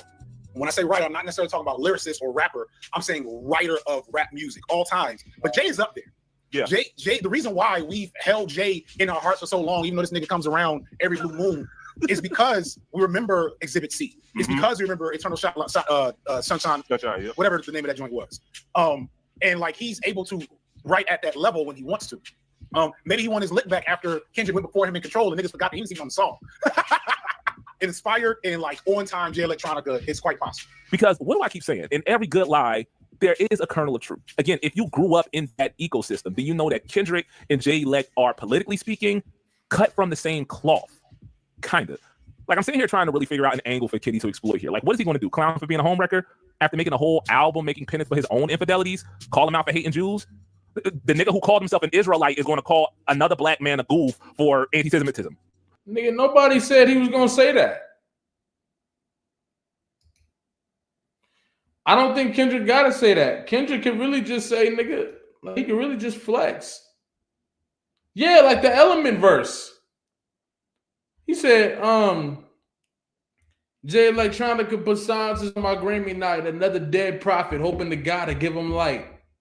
Like, that's a light little, like, nigga, I'll really talk to you. The fact that a written testimony was so well received again by critics and rap circles alike. And shout out Mega Ran. I actually got a song on Mega Ran. Megan ran with a ghost. Like half the John literally being a Farrakhan sermon kind of tells you all that you need to know about J Electronica's standing within the community. This is one of, if not the absolute worst match. Well, maybe it's not the worst matchup. We'll get to that in a second, but it's up there as being one of the worst ones for Kendrick, because the crowd that he claimed to be fighting for in his battle against Drake, that's the crowd that will give Jay the clout to make this beef worth having. So Kendrick now becomes the Drake of this beef, ironically. The only reason, like he's saying, he doesn't understand that just because this nigga Kendrick is popular, it doesn't mean he's in the same position as Drake. You see what I'm saying? It just doesn't.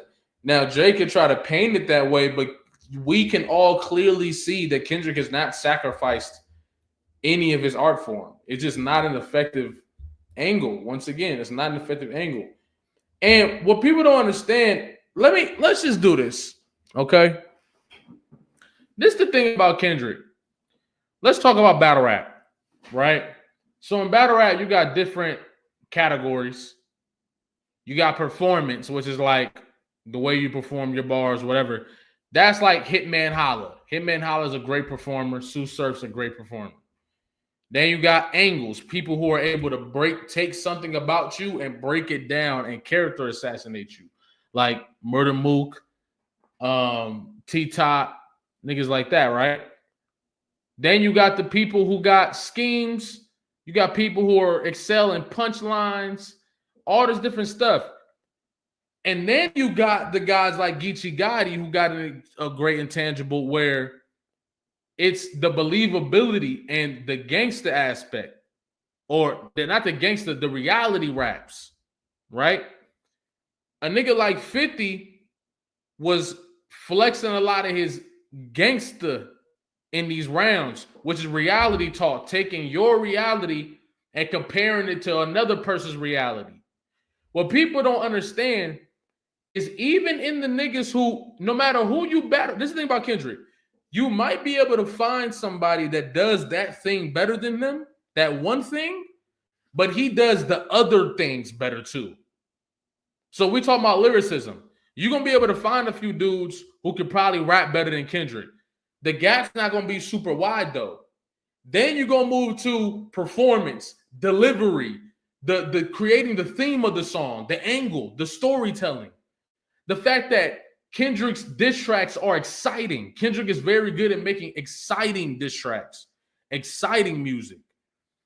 These are all the other elements that they have to be able to do in order to beat Kendrick. It's like people choose somebody who has a superpower and enhances their superpower and makes it seem like Kendrick's don't got no, you know what I'm saying? But Kendrick got like 5 of those superpowers. Just like Jay-Z got like 5 superpowers, and not like a nigga with 1 or 2 superpowers don't got enough.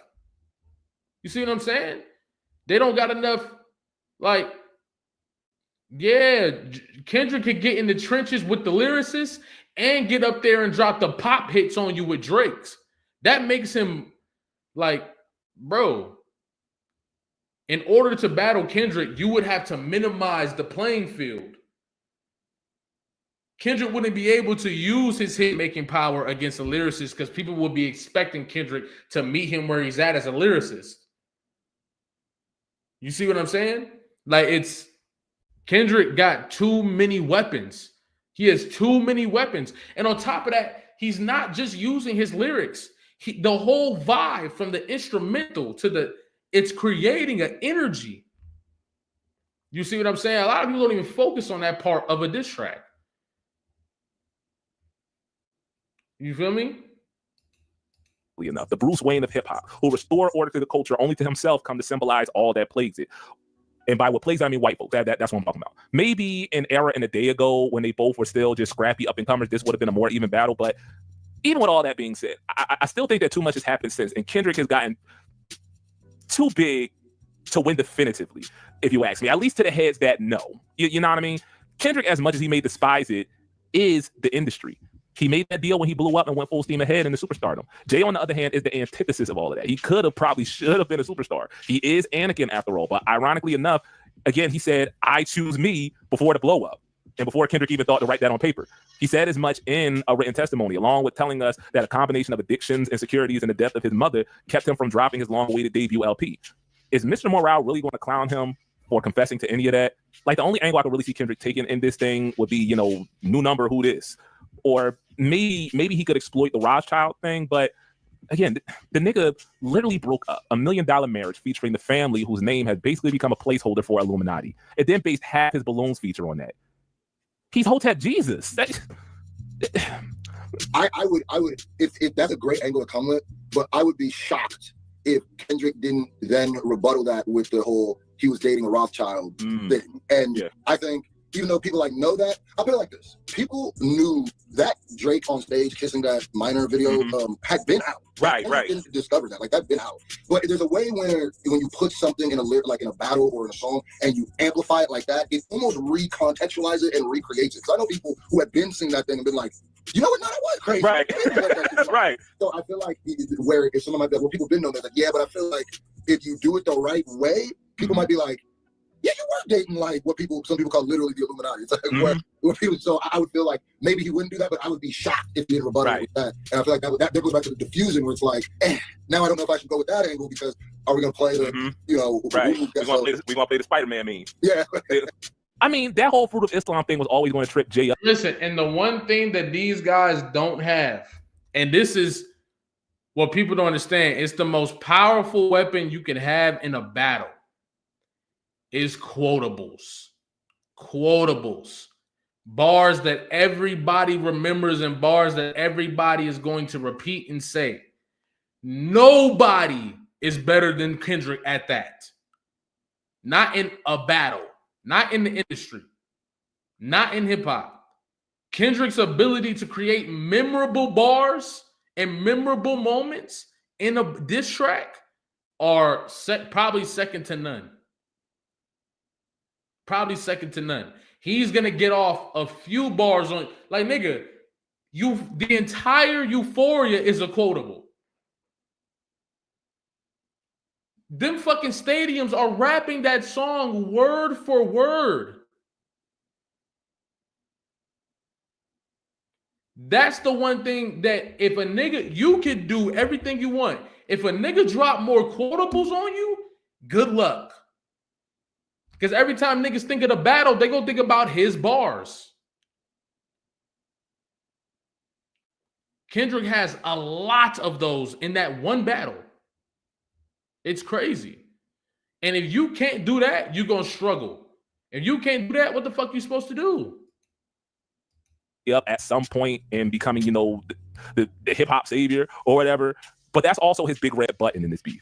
Jay was the living legend without a label. His best known track is he making a literal court case as hip-hop savior. And he did it halfway as a joke.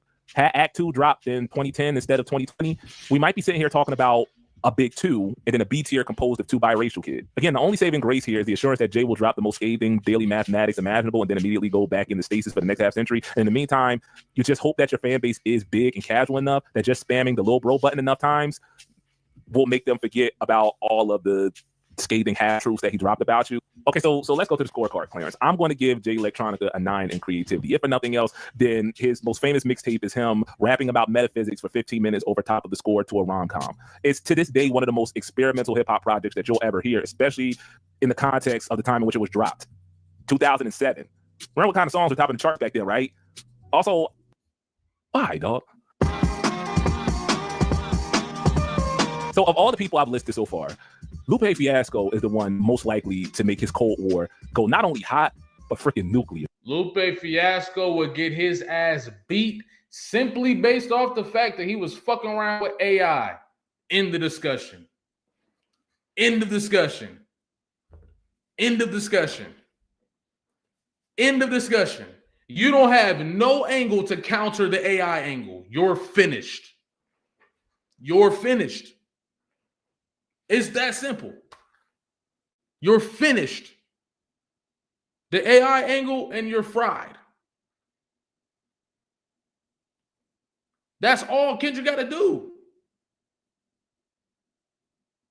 He said them AI raps not winning. Nigga, all Kendrick got to do is make a song about you using AI.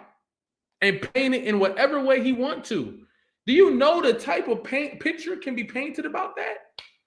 You can be painted as the very, like, bro, that's a bad battle. That's a bad battle for Lupe.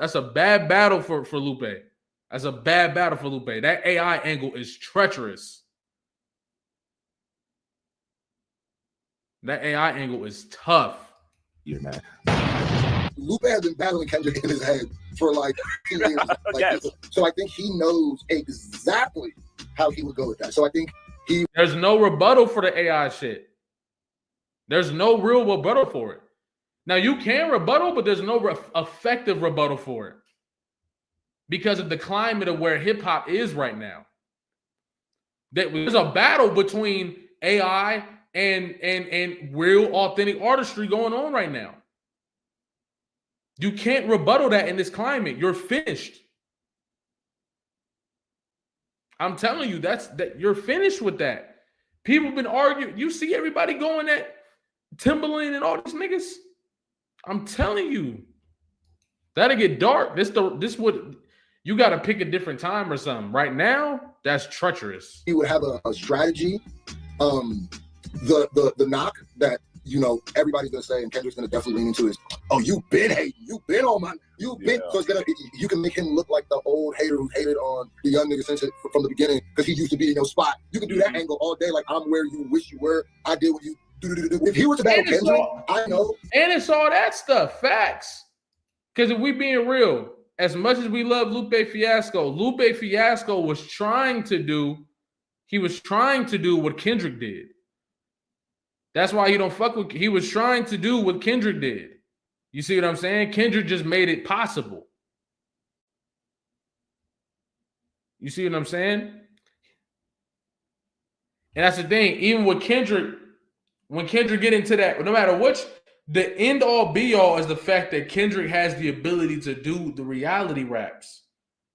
If he start getting in that reality raps and start talking to you, like he did it a little bit against Drake. You see what I'm saying? In the like that verse, but shout out D2BI for the super chat. Imagine that Lil Bill never mentioned AI once. Rosie's a fraud. I'm tired of zero right now. I'm blocking. Hey man, at your own will. At your own will, my boy. Appreciate you for the super chat. That's love. But yeah, I ain't gonna lie. Lupe, that AI angle would shred him. And then there's other angles he could take. Lupe, listen, just because you rap better than somebody don't mean that you won the battle, right? Unless you rap so much better than them that it's clear, because there's other areas, right? Lupe doesn't rap so much better than Kendrick Lamar that him just rapping well was going to get him out of that battle. You feel me? The technical aspect. But what about the disrespect? What about the angles? What about the, you know what I'm saying? Like, just because a nigga, like, just rapping well is not going to win you that battle. And Lupe is another dude who can create a story, create a narrative as well, but not I don't think he can do it effectively as, you know what I'm saying? It's just not much he can say that'll have that much validity when he playing around with AI. The people not going for that. He's gonna have some like government officials looking up his paper. Like he's gonna go. You know he is. Yeah, because he got a whole file on him. He's gonna be the one who has like that board with a bunch of pictures and red lines connected. Because he's gonna know that's the moment I know he's been waiting for. I don't care what he said. There's no way. Listen, I'm telling you, it would get dark for Lupe, bro. Fast. It would get dark for Lupe fast, bro. Because it's the thing. People basing it off of Lupe's ability to rap. You see what I'm saying? And that's great. I think Lupe can get a song where he just out rapping Kendrick. I think he can do that for sure. That's not enough because it's not going to be a wide enough gap. If Lupe out rap Kendrick, it's going to be by this much. But what about all the other shit? What about the disrespect? What about the clowning you? What about all that other shit? Kendrick could do a whole diss track just clowning. And that's always going to dominate. That's another ability that Kendrick had that niggas don't talk about. It's his ability to clown a nigga. Like, Kendrick got a lot of weapons, bro. Kendrick got a lot of weapons. all that smoke, there's no fire anywhere. Big Sean got no shot because he don't have none of his bars have impact. He has no impactful bars around it, no pun intended. Or maybe it is. I don't know. Yes, it is intended. Lupe is like that passive aggressive dude from the Progressive commercials. Support when you need it. I wonder what that's like, huh? Like, dog, you're not fooling anybody. You're not going to outsmart our outsmarting, and that's kind of his problem. Lupe is a huge, gigantic, humongousOid dickhead. He's elitist. He's pretentious. He would be a perfect video essayist, is my point. But dog, if he can't wrap circles around every one of your faves, man. Lupe, in a lot of ways, was Kendrick, but like 5 or 6 years too early when we were still knee-deep in Wayne's run at the top. And worse than that, he's one leaked album from probably getting the flowers that he deserves, and most definitely will remind you that he deserves. I'm not going to step on too many toes here, partially because Lupe is probably watching, and I'm not even joking about that part. But by the time this goes up, you either will have or will be watching two friends of the channel make Lupe Fiasco videos, so I'll leave that to them. He won't be outbarred. He won't be outbarred. Yeah. And he'll maybe be outwritten, but not by a ton. The reason why I think Lupe has the strongest chance, but I think the Lupe would ultimately lose because Kendrick has a Trump angle on him, which is that he is who Lupe wanted to be. Yeah, that's the worst of all the angles he can take on any of these other figures. Yeah, that angle is the one that really hurts. If you want to go to the AI angle, that's a crazy angle too. But the punch to the gut is that angle. The punch to the gut is that angle. Lupe doesn't stand a chance. A lot of people sit here and talk to you about it until you break it down. Lupe doesn't have a chance, bro. I don't know if any angle would hit harder and resonate more than if Kendrick took that angle. Lupe is, as the homie FD said, Kenny with songwriting and charisma turned down, but lyricism and politics turned like all the way up. This isn't to say that Lupe doesn't have his own history of headassery, but his headassery isn't based in pseudoscience or barbershop politics. It's low-key kind of a shame that Kick Push became such a large part of Lupe's legacy because he wound up being saddled with the Backpacker label as a result. But Lupe is a lot more Kendrick than he is Kanye, if you don't know that. Matter of fact, Lupe might be more Kendrick than Kendrick, to be honest, or at least more of the Kendrick that the boogies bust nuts over. Again, I don't want to step out of my lane too much here because I don't have all the deep lore behind this, but I remember reading a XXL article back in the day where Lupe talked about being raised by ex-Panthers and Green Berets. Remember how I said I fell in love with Kendrick's music because before GKMC, I never heard My Childhood put on wax before? Honestly, my life was probably closer to Lupe's than Kendrick's, which is why I know that Lupe knows the deep magic. I was the kid who was never impressed with guns because my uncle kept a sawed-off in a guitar case under his bed that he showed me and my cousin how to shoot when we were like 12 and we nearly blasted a hole in the wall.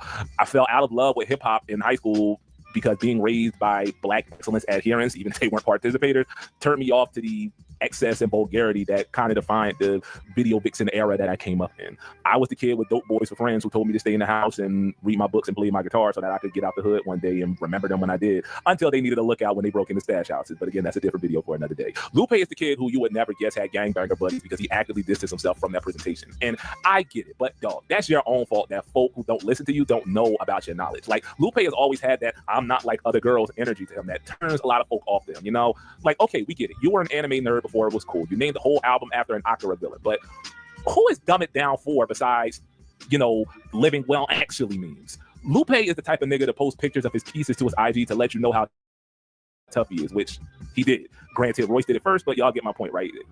That said, Lupe ain't the one mess with. I don't even know why I brought that point. I did. Dog, just I won't ever come to Chicago anytime soon. So you ain't got to worry about having smoke with me, dog. He acts like the guy who never got over getting his pants pulled down in front of the girls during gym class. That on top of the fact that he has a bit of respectability to him is what I'm saying, and I'm not going to bother getting into that because John Lewis already has. But insofar as a rap battle, he has everything to more than hold his own against Kenny, and he knows it. Even if I don't think he's as great a storyteller as Kendrick, it doesn't mean that he can't paint a picture. To this day, Hip Hop Saved My Life and The Cool are two of the greatest storytelling hip hop tracks I've ever heard. The Cool might actually be, if not my favorite, then definitely in my top 3. And all of that being said, the diss tracks, man, like, just go listen to I'm serious. Stop the video and go listen to the joint that he made about Royce 5'9". I've never heard a more thorough evisceration of a man on wax before that. Not Checkmate, not the story of Adidon, not even Meet the Grams. Oh my God. You know, Kendrick will be taking a break, and unlike Drake, who was like, "I'm waiting for you to respond," Lupe will fuck around and have a whole double album. Right. You know what I'm saying? Like this, because Lupe is a petty dude. He's a petty, spike-driven dude, and I guarantee you, he has schemes and bars already in his spirit waiting on him. You know, so this would be a huge landmine for Kendrick. What makes it so worse is that we effectively saw Lupe's process in real time. It's probably not up anymore, but he shared an IG. Now, Lupe is one of those niggas where Kendrick could just drop a banger on him and people are going to accept it. Because Kendrick could just drop a banger on him about how he was everything that he wanted to be.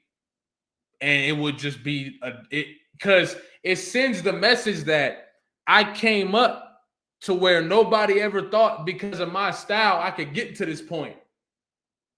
And that was Lupe's whole perspective. So to just drop a quick banger on him or hit him with I'm telling you, it's not really much Lupe can do, bro. It's not much Lupe can do, bro. Lupe not gonna say nothing that got enough impact to fuck with Kendrick. Like not nothing. I think Kendrick has a chance to beat him lyrically too. Do I think he would do it? I mean, it depends.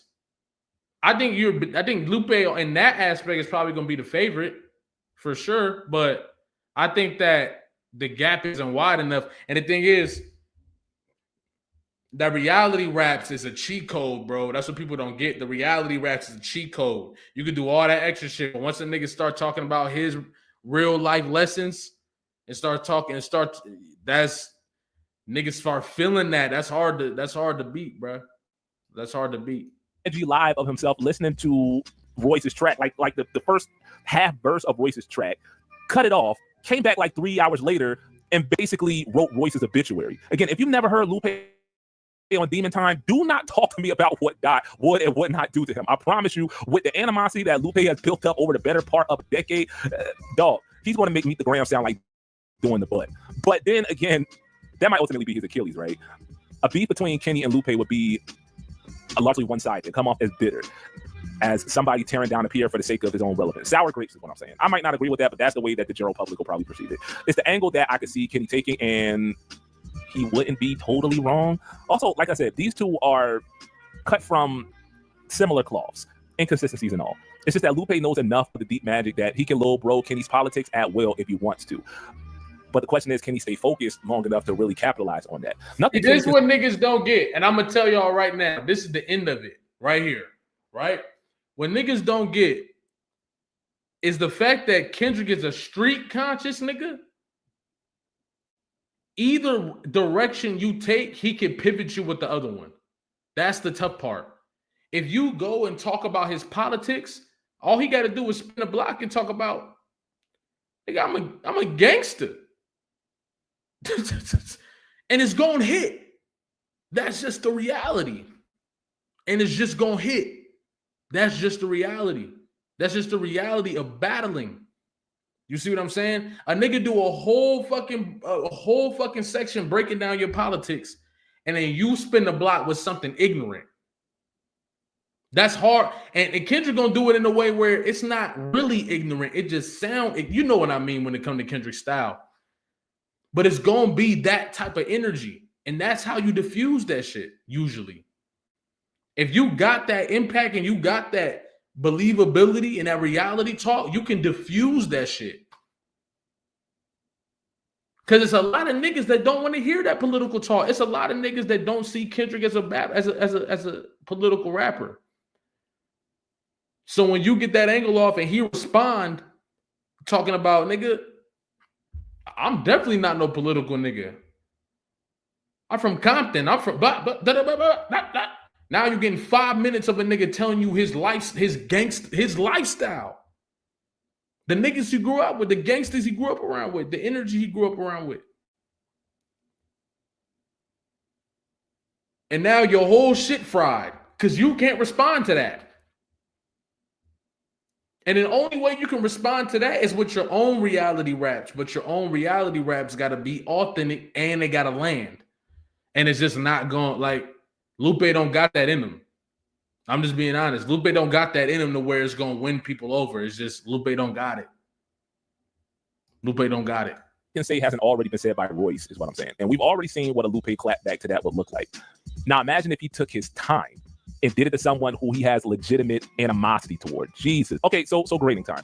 I'm going to give Lupe a 9 in consciousness because I had to dock him a half point because he has a little bit of that pull your pants up energy to him, and that's also going to knock his clout score. Again, we're not worried about whose politics are better. We're talking about whose politics are the blackest. And Lupe has a little too much respectability to make his clout score too high and his his consciousness score for that matter.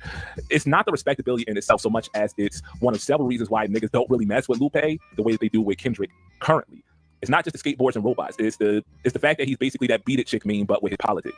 That's why I keep calling Lupe the OG Think Piece Black. It's not enough for you to do the knowledge unless you know he was doing it before you and doing it better than you. You know that part in Shrek Forever After where Rumpelstiltskin goes, "Nobody smart but me." That's Lupe, and that's why Negroes don't mess with him. Well, Negroes outside of Chicago don't, because Lupe actually does do work in his city, and he won't let you forget that either. So in a vacuum, I feel like Lupe has built a big enough body of work that he deserves a solid 8 in clout, but I do got to dock him for being a dickhead, which brings him down to a 7, which now leaves us at creativity. This is probably the easiest one, the one comparison to Kendrick, because he and Lupe are the same kind of rapper, but one pulled most of his stats into lyricism and the other in storytelling. The thing that Kendrick has over everyone, even including Lupe, is that thematic resonance that he's able to make happen with his songs. When I think of Cartoons and Cereal, when I think of Sing About Me, when I think of Mr. Morale, when I think of so many of those songs, those are experiences. Again, Lupe is no slouch when it comes to weaving a narrative, but he's just not Kendrick Lamar in that category. If they ever squared up, though, I don't think the gap is big enough that he can't win, but it is big enough to put him at least a point lower than Dot. So I'm going to give him, I guess I'll give him a 7.5 for creativity. So yeah, there you have it. Lupe, don't shoot me, man. All right, so of all the MCs on this list,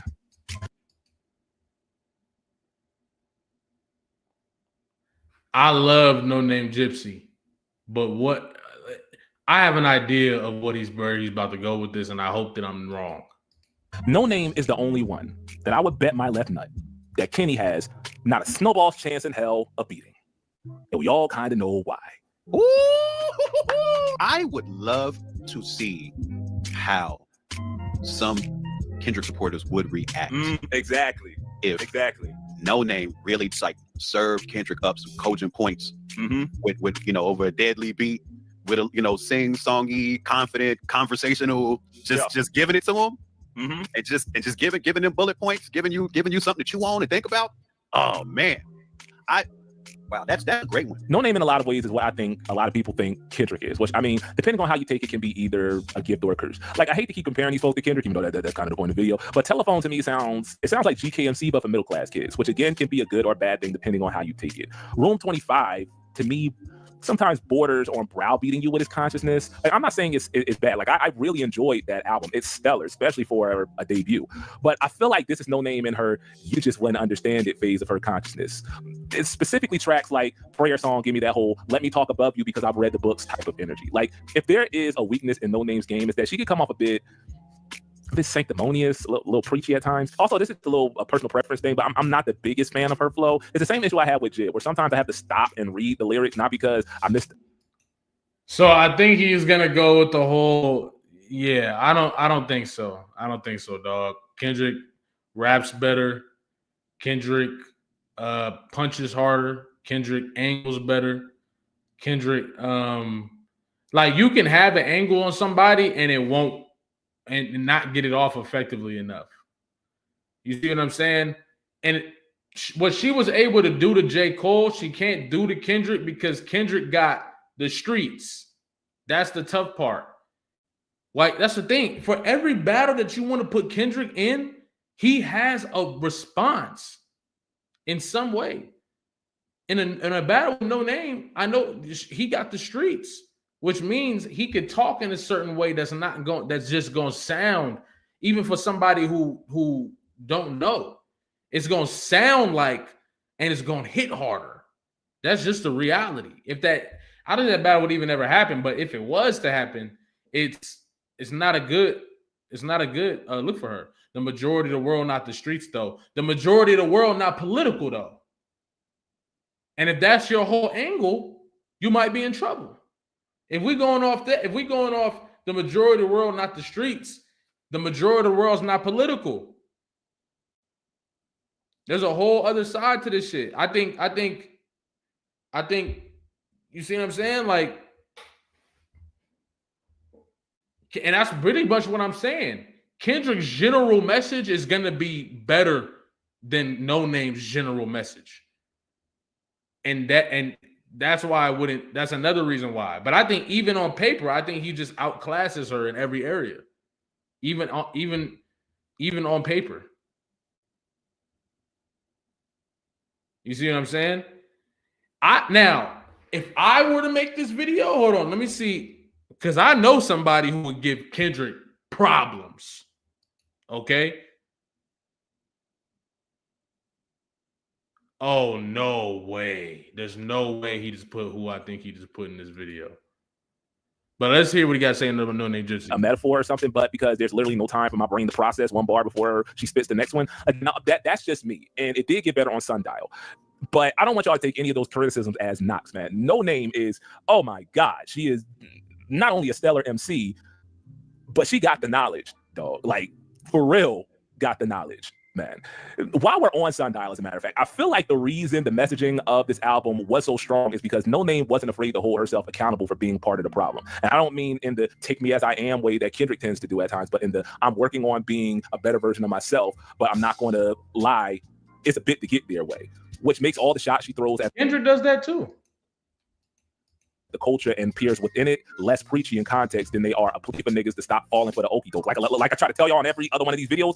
Like I said, I've been a No Name fan since Room 25 and then went back and listened to Telephone. But Sundial is really when I knew what type of time she was on, because what other rapper do you know is going to call out Obama for bombing black folks? What other rapper do you know would risk alienating their white fans to speak the truth about their voyeurism? Well, I mean, aside from me, obviously. And call me a conspiracy theorist, but part of me feels like she was thinking about Kendrick when she wrote that. Like, yeah, I know she was writing from her own perspective, but No Name's catalog isn't so gory that I would have known that she was the subject of that track had she said anything. Matter of fact, I would bet my left butt cheek she is talking about Sing About Me with that whole, just pull up the lyric card, Clarence. Let's see what I'm talking about. And even if she wasn't thinking of Kendrick, that's the kind of ish I'm talking about with No Name. That is the angle. And that John would burn like soap in your dick tip. Like, half the album sounds like a video essay. And again, that can be hit or miss depending on what you want rap music to be. Like, I'm never going to give Sundial the car test treatment, but man, oh man, does that John hurt in the best possible ways. Not just for the people she called out, but for me personally. The fact Doechii clip No Name. What y'all want to do? Doechii clip No Name. What y'all want to do?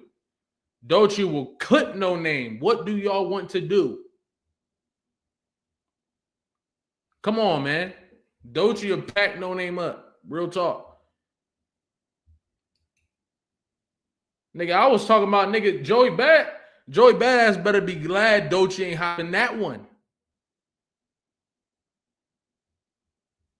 I don't know about that. Y'all tripping. Doechii got too many flows. Doechii got too many pockets. Doechii got too many deliveries. Her shit just gonna be way more dynamic than No Name Gypsy's, bro. No Name has no chance. No chance. That shit'll get dark.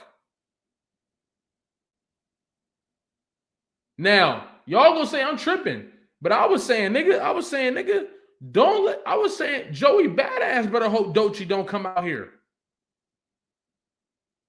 Because with some of them diss tracks he was dropping, he wasn't really saying a whole lot.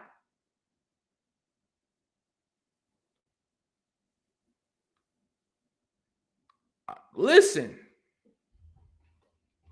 Come on now. That the next track in the album explicitly does reference Kendrick, I think supports my theory about the track previous kind of being a sub toward him. You know what I mean? I can see No Name being pissed about the Kendrick comparisons when she knows, and we who know better know that he ain't really on the type of time that she's on. That's not a knock. It just is what it is. No Name is never going to play a Super Bowl show. She's probably never going to accept a Pulitzer Prize for her lyrical activism. She's probably never going to do a photo op with POTUS unless they're at least as radical as like AOC or something. And I ain't really saying much. She is the closest thing to a revolutionary rapper that we've had since Tupac, but her beats sound like elevator music. I ain't even gonna lie. Again, I love No Name, and I don't dislike the jazz hop thing. And a part of me wishes that she got the push that Doechii is getting now. And for the record, I love Doechii too. But you're not going to get that when your production sounds like the backing band at a slam poetry jam. I'm sorry. No Name Gypsy can't. I mean, I think a big aspect of what Doechii is her superstardom. She's got a natural aura to her. I think No Name Gypsy's aura is different, but Doechii got like a real superstar aura. But No Name being as the most political rapper we've had since Tupac is fucking outrageous. Absolutely outrageous. Like, completely outrageous, in my opinion. I think that's outrageous. I think she's very radical in her own aspect for sure. But nigga, we not gonna act like this nigga Immortal Technique wasn't getting on wax and putting in work in the field. Like, we got a lot we could talk about. Dead press. Like, what do we like? Nigga, what? What are we doing here? Yeah, I don't know about that, bro. Hey, dog. I love it, but Doechii the most No Name Gypsy the most radical since Tupac is crazy. That is crazy. Like, the longer I'm sitting with this, the more I'm like, nigga, you're wildin'. Do niggas not know Immortal Technique jacket? This nigga was really rapping about the war when it was going on, not in hindsight. What are we talking about? And he was in the field. And no, he wasn't going out there. Listen, niggas tripping. No disrespect. Yeah, we talking about the casual heads, man. Like I said, she is exactly what all those white housewives I mentioned earlier probably think Kendrick is, but she don't get the clout because, one, she actually is about that kind of time, and two, let's just be real, it's because she's a woman, a dark-skinned one at that. That's tough, man. That's tough. Cause then even so why is Doechii? So what's the excuse for what's going on with Doechii? Because I see what they saying. Like, it's definitely, for somebody as aware as No Name Gypsy, of course, I don't think No Name Gypsy gears her style to be as popular as Doechii is. I don't think she wants that or is going for that. You see what I'm saying? So, I don't know, man. Even Kendrick, right? Like, I don't know, bro. How does he respond to that? He can't respond super aggressively, right? You know, that's that just what happened to Cole. Gross. Yeah, exactly. But remember what she did to the last nigga who had smoke? The only reason song 33 isn't in my personal Mount Diss more is because No Name said herself it wasn't really meant to be a diss, which kind of makes it scarier if you ask me. Imagine if she really hyper-focused on Cole instead of using him as a platform to highlight the bigger picture. Again, I generally don't know what's scarier, No Name with a grudge or a goal much bigger than you that she's using you as a vehicle for. She, like Lupe, is raised in the deep magic. Her grandparents haven't owned an Afrocentric bookstore, but more importantly, she's put in the work to make her politics actually mean something beyond the aesthetic, and it reflects in not just her music, but in the way that she moves. Like I said before, TPAB is at worst the second most important album of the 2010s, if you ask me, right behind D'Angelo's Black Messiah. But dog, Sundial really should have had the impact on the culture that TPAB ultimately did. But I'll argue that it didn't because it was way too real. It was way too, dare I say, revolutionary. I can respect that, but I also would like to assume that maybe it was a way better album as well. I do think that Gypsy's delivery on certain things is not going to allow her to go to a certain level, but we also got to please stop pretending like Kendrick Lamar wasn't delivering absolute classics his whole career. You see what I'm saying? Including To Pimp a Butterfly. And To Pimp a Butterfly got the credit it got because he earned it and he worked on it and it was great art. Too many niggas caught strays in that album for it to get more than a Best New Music nod and a handshake. Like, if y'all want to think piece of black art to death, that's the one to give that treatment. But we not, because it means a lot of us who are making Give Us Free the backbone of our presentation, nay, our personality, have to face the fact that a lot of our politics is BS. Let's be real. But therein is what could potentially trip No Name up. Remember what I said about her coming off as preachy at times? Remember during COVID when she tweeted about what other artists weren't doing for the culture that made them rich, except those artists were actually doing those things, namely Kendrick Lamar and J. Cole, even though she didn't mention them by name, but that's what folk kind of ran with, to the point that Cole interpreted it as such, and that's how we got the whole song 33 thing. The subtext of Snow on the Bluff, the response. My thing is this, right? What is it that people want people to do to prove that they are doing the work? Does what they do have to be put in a public light? Or are we just assuming? Like, I just want to know. Response to No Name's tweets, which itself was the song that inspired song 33, was that even if Cole doesn't read the books, it's because he's too busy doing the work. Listen, I love No Name as an artist, and in isolation, Song 33 is as effective a diss track as you're going to get. But in context, I ain't gonna hold you, dog. That was very white leftist TM of her. And to her credit, she knew that, which is why she wound up walking it back. Whether good, bad, or indifferent, which I think it's a bad thing, I think people aren't going to put the same value of that loss that they would some other loss. Because if you technically look at the J. Cole one, he kind of lost. I'm going to tell y'all something. I'm going to give y'all the realest shit. People don't respect the power of hip-hop. You see what I'm saying? That's how I personally feel. I think people don't respect the power of hip-hop because people don't count. For some reason, people don't count reframing or rewiring people's minds to think higher, to think in a different frequency, to think and look at situations differently. They don't think that has any impact or any influence on anything for some reason. Like, you have to do it in a specific way for it to be seen that way. You got to be out there, you know what I'm saying? Like, and it's like, why aren't we giving people credit for using their creativity and their energy in order to have people looking at things in a different way, in a higher way? You feel me? Like, I know people can attest to what Kendrick's music has done for them. TDE in general. You see what I'm saying? Like, I don't know. Black folks still waiting on a savior. That's real. That's real. But saviors and change starts from within. That's real. That's real. That's real talk. They aren't contextualizing his art enough sometimes, it feels like. Not at all, but that's because I think most people aren't really listening to it in a way where, or maybe they just don't, I don't know. Maybe it is not, I don't know.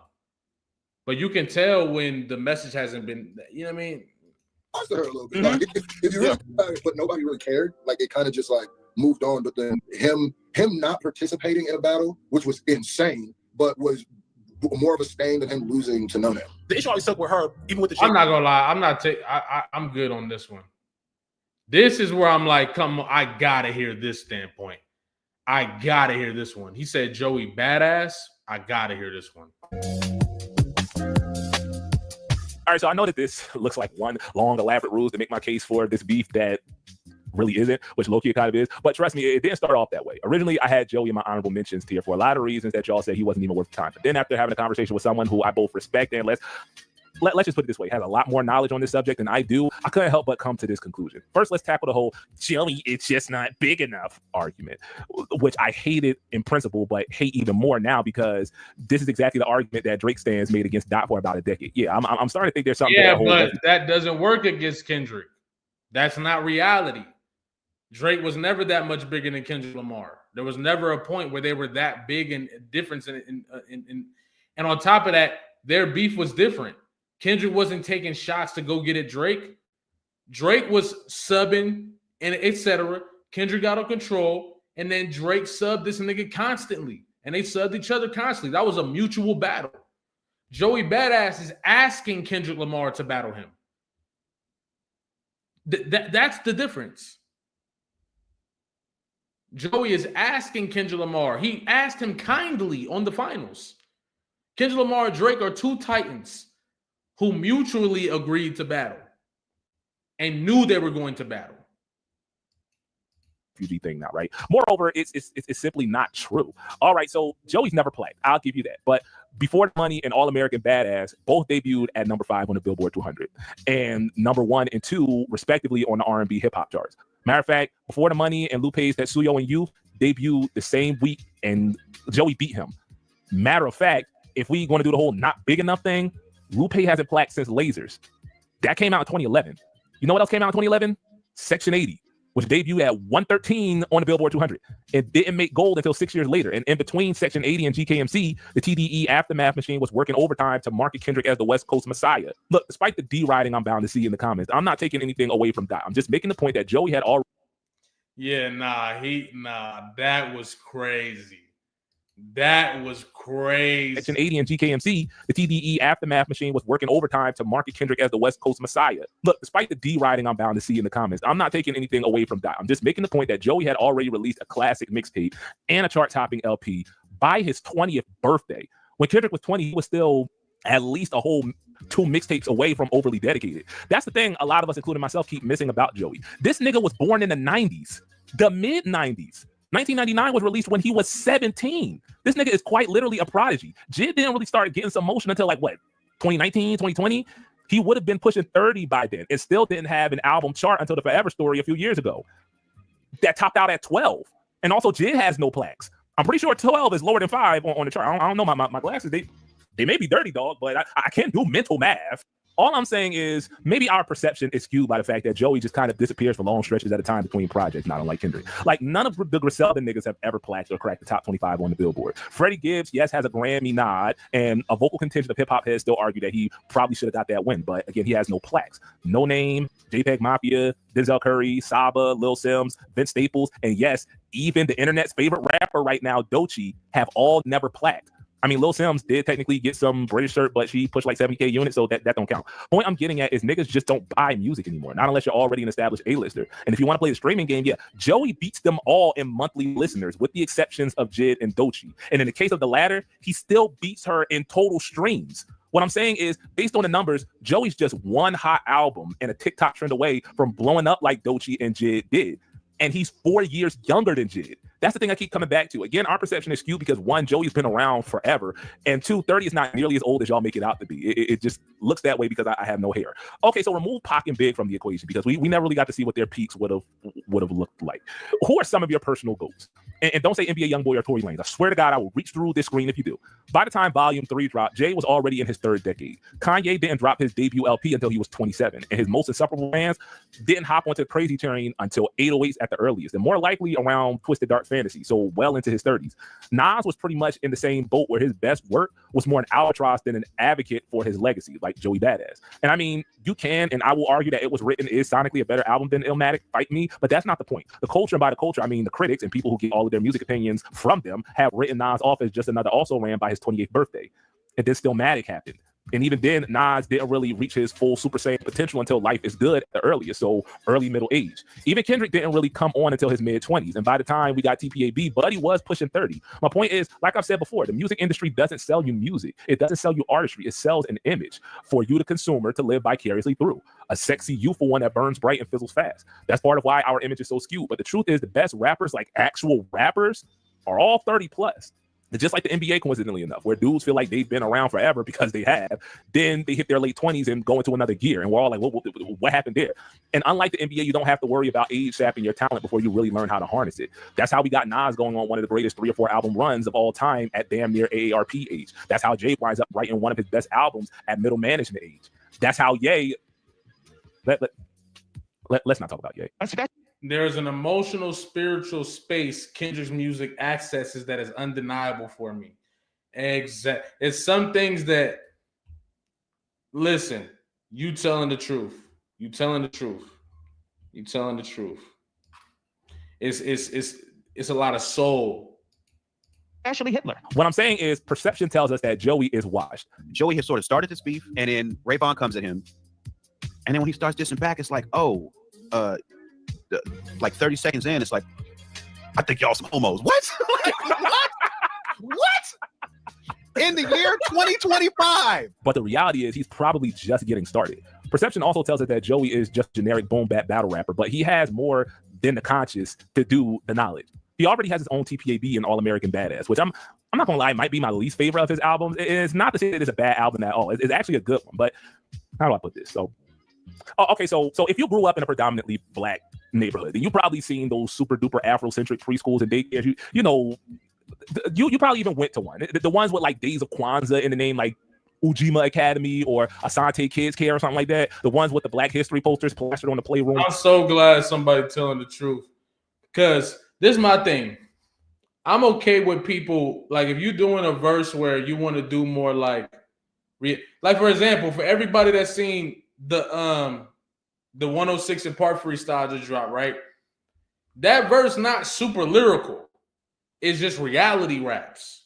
You see what I'm saying? So I'm not focusing on nothing besides reality raps, being real, telling the truth, or you know what I'm saying?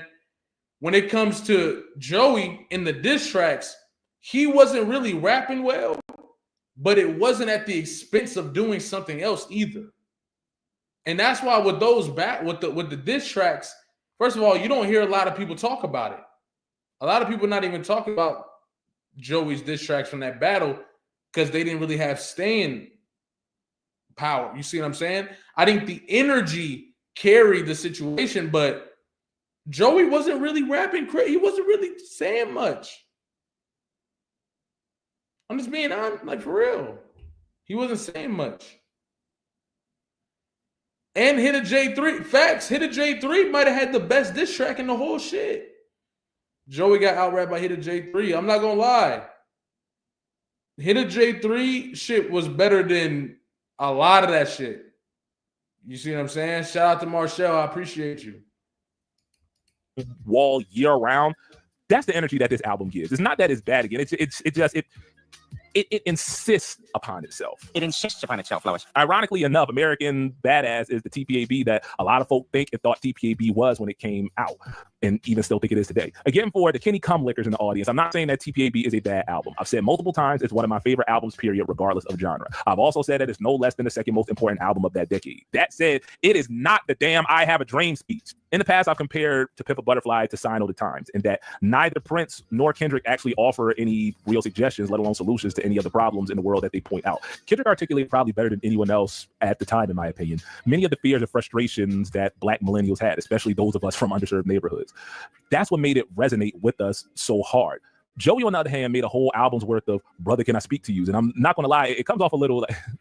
It's like something early Lupe would have made if he wasn't such an a-hole, you know what I mean? What I'm saying is, a lot of y'all are underestimating Joey's range, because let's be real, a lot of y'all never really listened to him before the finals, which itself sounds like a time capsule from the rap battle golden age that was the mixtape era. That, I think, is one of Joey's biggest.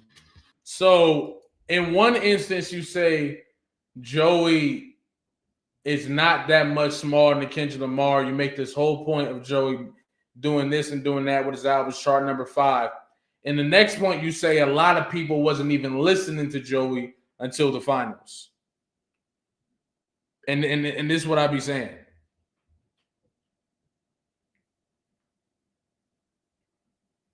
Y'all some haters. Joey top 5 most discussed. Man, I don't care, bro. Yeah, I don't gotta think that Joey was wilding. I don't think he was wilding. It's just that simple. I don't think he was wilding. Why did I say biggest? Best characteristics. I'm tired, dog. He's a throwback at heart, but with enough modern sensibilities to not get so stuck in his own lane that he can't make a crash dummy. But here's something I didn't even know until looking into it. But music was never Joey's first love, believe it or not. It was acting. But we don't know that because he took to the ladder like a fish to beer batter.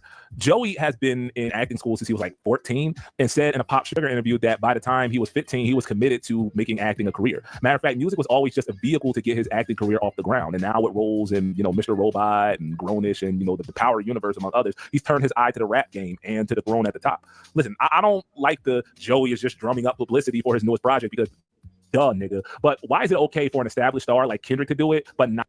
I'm not gonna lie, Crash Dummy was not it. Niggas really pretended like Crash Dummy was going crazy, bro. Y'all niggas wildin'.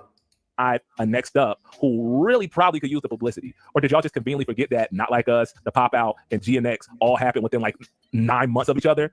Like y'all see how goofy that argument is when the shoe was on you? More important to my point though, Joey is basically taking the Kendrick course and claiming the crown. Again, do we only ever bring up the Control verse, the Dick Ride Dot?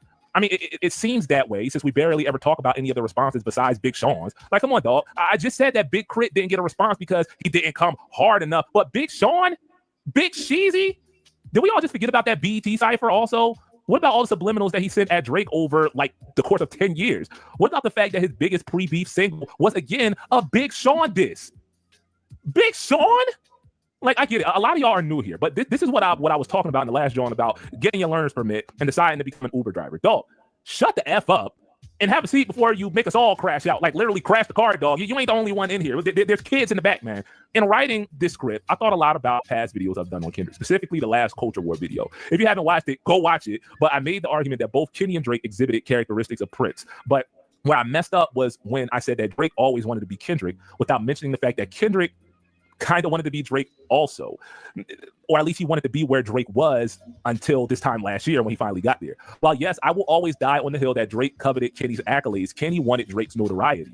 The Grammy plaques and the Pulitzer Prizes were never enough for him. He wanted the commercial crown as well. Like I always say, two things can be true and sometimes even more are. I still believe that in Kendrick's mind, he was fighting for the soul of the culture, but at the same time, he was fighting for the casual audience as well, because to that point, that was the only thing missing from his GOAT checklist. And that's the part I think that we miss. How is the one of the highest niggas? He's really like the second highest selling nigga of that generation.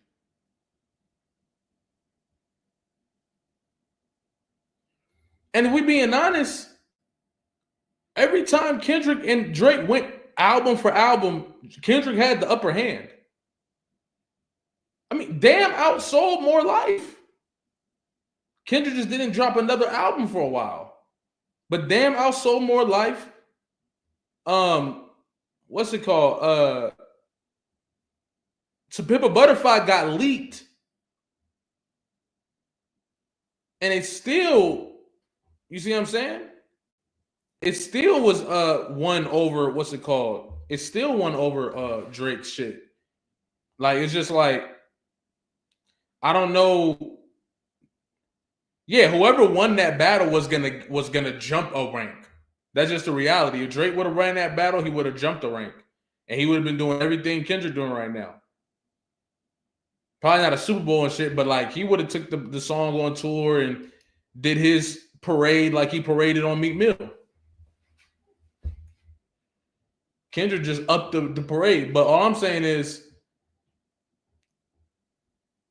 that's what I'm saying. Like, they make this whole story like Drake was just outdoing Kendrick this whole time, and Kendrick was, no, that's not the case at all. That's revisionist history. That's revisionist history. Nigga, Kendrick got an album that has never left the chart since it dropped.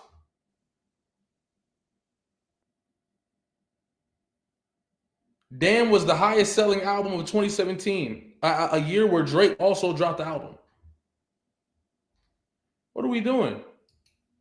The industry created the concept of a big three, but Cole was the only one that ever really bought into that. Drake, I think, just stopped carrying around scorpions and kind of went with it because he knew he could never win over the ultra hardcore hip hop old heads. But Kendrick never did buy into that. He said it himself, there's only big me. And before the age of superstars, that's what it was, at least from the time Jay started calling himself the best rapper alive. One ring to rule them all, and in the darkness bind them. So all those subs at Drake were just as much a culture war as it was a personal one, is what I'm saying. Like I said in the past, Drake was the most consequential rapper of the past decade, much like Kanye was in the decade before him. In a lot of ways, Kendrick was Wayne to Drake's Kanye, the mainstream alternative to the most popular wave of the time. But Kendrick did what Wayne never could, and that's turned Drake's fans against him, or at least shut them up long enough for his own to dominate the discourse, and thus crown himself the king with no real contenders. At that point, there's nowhere to go but down. And part of me feels like Kendrick knows this. After you've had the kind of year that Kenny has had, where else do you go from here? To Hollywood, obviously. I feel like the further we get from Not Like Us, the more of his attention is going to shift to a new frontier to conquer, leaving space for a hungry up-and-comer to lay claim to his throne. Imagine if that Trey Parker movie is anything like I think it's going to be. Imagine you just don't understand the Super Bowl crowd and the way that they're going to react to their savior. I don't know what you're talking about at this point, but Kendrick, I ain't gonna lie.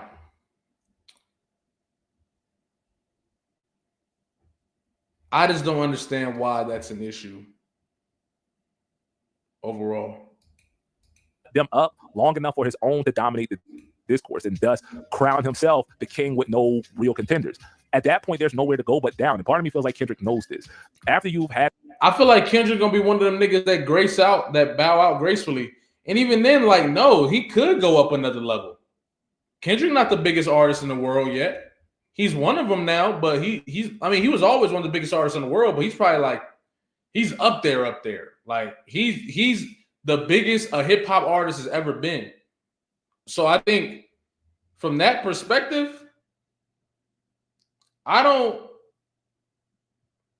there's still another level he can go to though. Like an album coming out, Kendrick's next album is gonna be the one that takes it to another level. You see what I'm saying? Like, he's still breaking records. Yeah, right now as we speak. Like, had the kind of year that Kenny has had. Where else do you go from here? To Hollywood, obviously. I feel like the further we get from Not Like Us, the more of his attention is going to shift to a new frontier to conquer, leaving space for a hungry up-and-comer to lay claim to his throne. Imagine if that Trey Parker movie is anything like I think it's going to be. Imagine you just don't understand the Super Bowl crowd and the way that they're going to react to their savior basically making a race play movie. I mean, they'll probably, I'm a hypocrite their way out of it, but those of y'all with an actual personal compass, y'all know what I mean, right? I don't know, Kendrick, you might lose your hotel pass after that, dog. Yeah. I don't know how many Dr. Sebi books you can buy to recover from that. I could see that as a perfect time for Joey and his 5% adjacency to pounce. Oh yeah, again, Joey knows the deep magic. The nigga's literally from Brooklyn after all. Again, if you really take a step back and look at what's happening, it's eerily similar to Kendrick's come up, but without as much fanfare. Kendrick ran the gauntlet on Control. Joey did the same between the Red Bull Cypher and Crash Dummy. Joey made Illuminati Part 2 and Kendrick spent most... Bro, the shit that Joey did, it's not even close to what Control was, bro. Come on, man. This what we doing? Kendrick, Joey in that case would still have to drop, he would have to drop a classic album after this. Kendrick Lamar dropped a classic after Control. This shit is crazy. Most of the 2010s firing at the throne, including a diss track that may or may not have been released that was recorded 4 years before Euphoria. Remember that report? The only real difference between Dot and Joey is that the timeline is accelerated this time, but the path is basically the same. So if Joey does plat this time, or at least charts the way that he has in the past, will he still be too small for Dot? And if yes, then what the F are we actually doing here? And if no, do you really think that he's not prepared for this? Again, only Kendrick can be another Kendrick. Charisma, Joey's literally an actor. Matter of fact, that's probably where the bulk of his casual stands will come from if a rap war were to ever be waged. Creativity, the nigga basically ended his beef with the entirety of the TDE roster by making another Not Like Us. And he's from New York. I'll be like this. Before the battle, you asked me, I'll be like, what are you talking about? Crash Dummy is another Not Like Us, man. Yeah, they lost me. They lost me. I mean, they lost me after No Name Gypsy is the most political rapper we've had since Tupac. But Joey made another Not Like Us. Yeah, I'm lost. I'm lost. After it, I go, I don't know. The way that he masterfully was, because I say this about the Joey battle, I think it's pretty clear, at least to me, that Joey won. And I think when everybody was using that, one of the specific examples I use is when everybody was using that Puff angle against Joey. That was like the main thing that everybody that was dissing was using. And I remember in real time, I was like, that's like low-hanging fruit. It's gonna work because there's gonna be 150 million Puff jokes you can make, and it's always gonna be funny because it's Puff right now. But here's the problem in the battle. You better hope there's no way to rebuttal this, because if your whole castle is built on this and he pulls the foundation out, then there's nothing. So then when he did the rebuttal where he said, you saw the TDE dude there, I went, oh no, that's genius battling. Here's why. Yeah. Because he knew that the whole time. He waited for his last song to say that. Yeah. So he was like, keep going. So that's where I go, okay, so he is a strategist. And you got to also take into consideration, he was battling a lot of people. A lot of people. Like when Drake says he was a 20v1, it was really like 1.5 v1, because like the 20v1 people, like he was throwing people in there like the weekend. Right. And, like nobody would expect it. That's not really a real 20v1. And like really you versus Kendrick. But here with that battle, we kind of wanted to see him respond to everything that people were saying. And he did. So though I feel like the masses wouldn't allow Joey to have a win, the heads that know, if it even looks like he nicked him a little bit, people are going to super amplify that. Again, we grossly underestimate Joey's aura. Look at how many diss tracks sprung up out of that beef. And not just between Joey and insert TDE alumnus here, but the extended Joey v. Everybody universe. I can't be the only one who was getting suggestions for random East and West Coast rappers creating their own little pocket diss track universes off the back of their shared tangential connections to that beef. Like, Joey Badass is the reason we got Loaded Lux versus Daylight. Joey Badass is the reason most casual hip-hop heads now. We were already getting Loaded Lux versus Daylight. That's probably why they both got on the tracks. That battle was already being set up. So I'm not going to sit here and say we get, like, they rapped back and forth, and Daylight killed Loaded, by the way. But they rapped back and forth, but the real battle was already is going to be underway soon. I don't even know who Daylight is, let alone, Ray Vaughn and AZ Chike, and you can go down the list. But most of all, Joey made the whole King of New York thing matter for the first time since at least Pop Smoke. And to be honest, probably earlier, like 50 Cent earlier. For as much as Atlanta has become the Mecca, New York is still Medina. I'm not with that because there was a New York rapper saying there wasn't a single New York rapper that backed Joey claiming he was the king of New York. Name one. Name one. Name one. None of them. You know how many niggas is backing Kendrick Lamar being number one in the West? Niggas like Tyler Creator bowing down on his songs. Not bowing down, but showing grace on his songs. You feel me? Like, or really it should be the other way around. But niggas don't remember the town. Stop lying, bro. I'm not a Muslim. Forgive me. It is still where hip-hop was born and raised, is what I'm saying. It's where many of the GOATs were born and raised. Nas, Rakim, LL, Jay-Z, Biggie, Big L, and of course Ice Spice. It's still home to some of hip-hop's most prominent gatekeepers in Hot 97 and Power 105. And also it's literally the biggest media market in the country. Like seriously, though, it ain't that hard to figure out. Well, if Joey gets a hit in a TikTok sound, like think about Jid. Like right now we're waiting, even though I've always loved Jid, we're waiting for Jid in a way we hadn't before Forever Story and a TikTok trend, which happened like a year after Forever Story. And after Forever Story, the TikTok trend, I'm expecting Jid to hit us with, okay, it's me and Kendrick now. It's the big two. You know what I'm saying? So we'll see. We'll see. When's the last time that the New York Tri-State had a marquee-worthy MC using boom bap as their vehicle? 50 maybe? So yeah, let's go to the scorecard, Clarence. This video is that argument is dead because New York didn't accept this. You can say that all you want. New York got to get behind it. He can't just say it. New York didn't get behind him. Already taking long enough, so I'm going to make this simple and give Joey. I guess I'll give him a 7 in clout, 7.5 in consciousness, and a 7.5 in creativity. That's probably his weakest area because I don't know, man. He sounds like a boom bap rapper, which I mean is not inherently a bad thing. It's just that I've never heard a Joey Badass song that told the story the way that Kendrick Cole, Crit, or even J-Elect have, or even No Name, or even Lupe, or maybe even The Game. Like, I'm gonna stop talking before I talk myself out of this score. Like, I know some of y'all are going to say like me, but I'm gonna be real. I didn't really understand the narrative behind that track until I saw the video. Like, I got the themes, but I didn't get the story, and that's not good storytelling. It's just not. I'm sorry. I don't know. Maybe there's other tracks that I haven't listened to, but again, this stays at a 7.5 at best for me, boss. Even with all of that said, I still kind of think that Kenny would edge him out in most scenarios, but I don't think it'll be the gentleman's sweep that was Drake or what people are trying to predict. At worst, it'll be like a 6-game series. And again, if we want to use the South has something to say argument for Jid or Crit, how much more? Joey not even. I'm not gonna lie. I'm gonna say something that's gonna hurt people's feelings. Joey not even gonna do better than Drake. Joey not even gonna do better than Drake. It's that simple. Joey not even gonna do better than Drake. Real talk. Or do you think that'll be magnified by the Mecca, the real Mecca, New York? New York niggas have been begging on Bended Butters somebody to believe in for the last 20 years. Joey is that. All I'm saying is Joey is one hot album away from Dead in the Hole, not big enough bit for. Joey is not that because they don't believe in him. Now, if he drop a classic album or something, maybe that changed, but New York did not get behind him. So why do we keep saying that? That angle is dead. Good. I'm not going to lie. I kind of want that for him, but not just for him. I want it for me. I want it for hip hop. And that's really what this whole video gets down to, man. The purpose of this joint isn't really to prove Kendrick can be beat because I'm dull, nigga.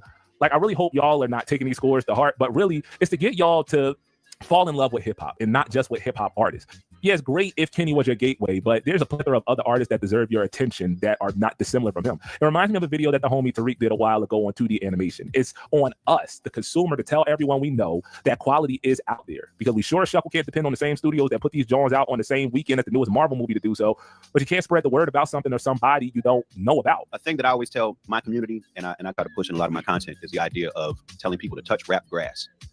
Because I think a lot of people think they know a lot and they don't know nothing.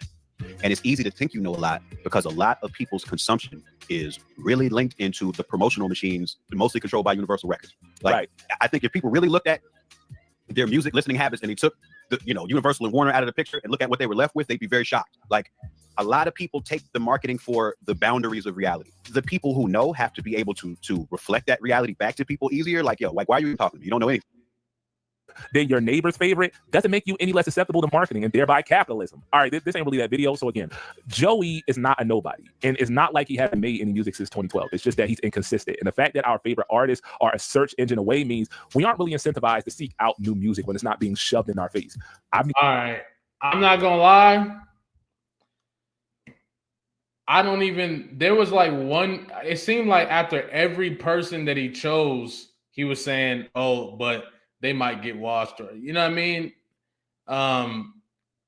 No really great points were. I think I like the big crit section. But most of this was like just reaching and reaching. Yeah, nah. I think off the top of my head, somebody I think that can really go toe to toe with Kendrick is Pusha T. I think Pusha T, and I'm surprised that Pusha T wasn't mentioned in this video. I think Pusha T would be an issue. Maybe I feel like if I were to do something like this, I would have had a different list of artists that could fuck with Kendrick for real. Like that regarding everything, like not just, from my personal perspective of, but like based on everything, you feel me? And yeah, a lot of the people that he named don't got a chance. They don't got a chance for real. Not at all. Pusha T would be an issue, and breaking that down would be, Pusha T would cause issues for sure. But hey, man, I appreciate y'all. Also, I'm about to get off of here, but if y'all haven't seen, you feel me, the Cypher video we just dropped. And I would kick it and watch it with y'all as a reaction, but the homies is coming over. I know if y'all be watching my streams, the homies be over here. The homie Shrub, he be over here on the stream. So we gonna just run it right now. Nah, we gonna run it tomorrow. Because the homies gonna pull up. We gonna really break shit down. We'll probably talk about other shit and then end up breaking this shit down at the end. But if you win here, hey, go check this out, bro. I think y'all fuck with it. And the reason why I say that is because everybody fucking with it. You feel me? So give it a shot. It's right over there on my page. Go check it out. If you rock with it, you know what I'm saying? Drop a like and comment for your boy. Appreciate y'all. Love y'all. I'm going to catch y'all later. We're going to go live tomorrow too. All right? Love y'all. Oh, yeah. If you ain't subscribed, subscribe. You feel me? But yeah, tap in. I think y'all fuck with it.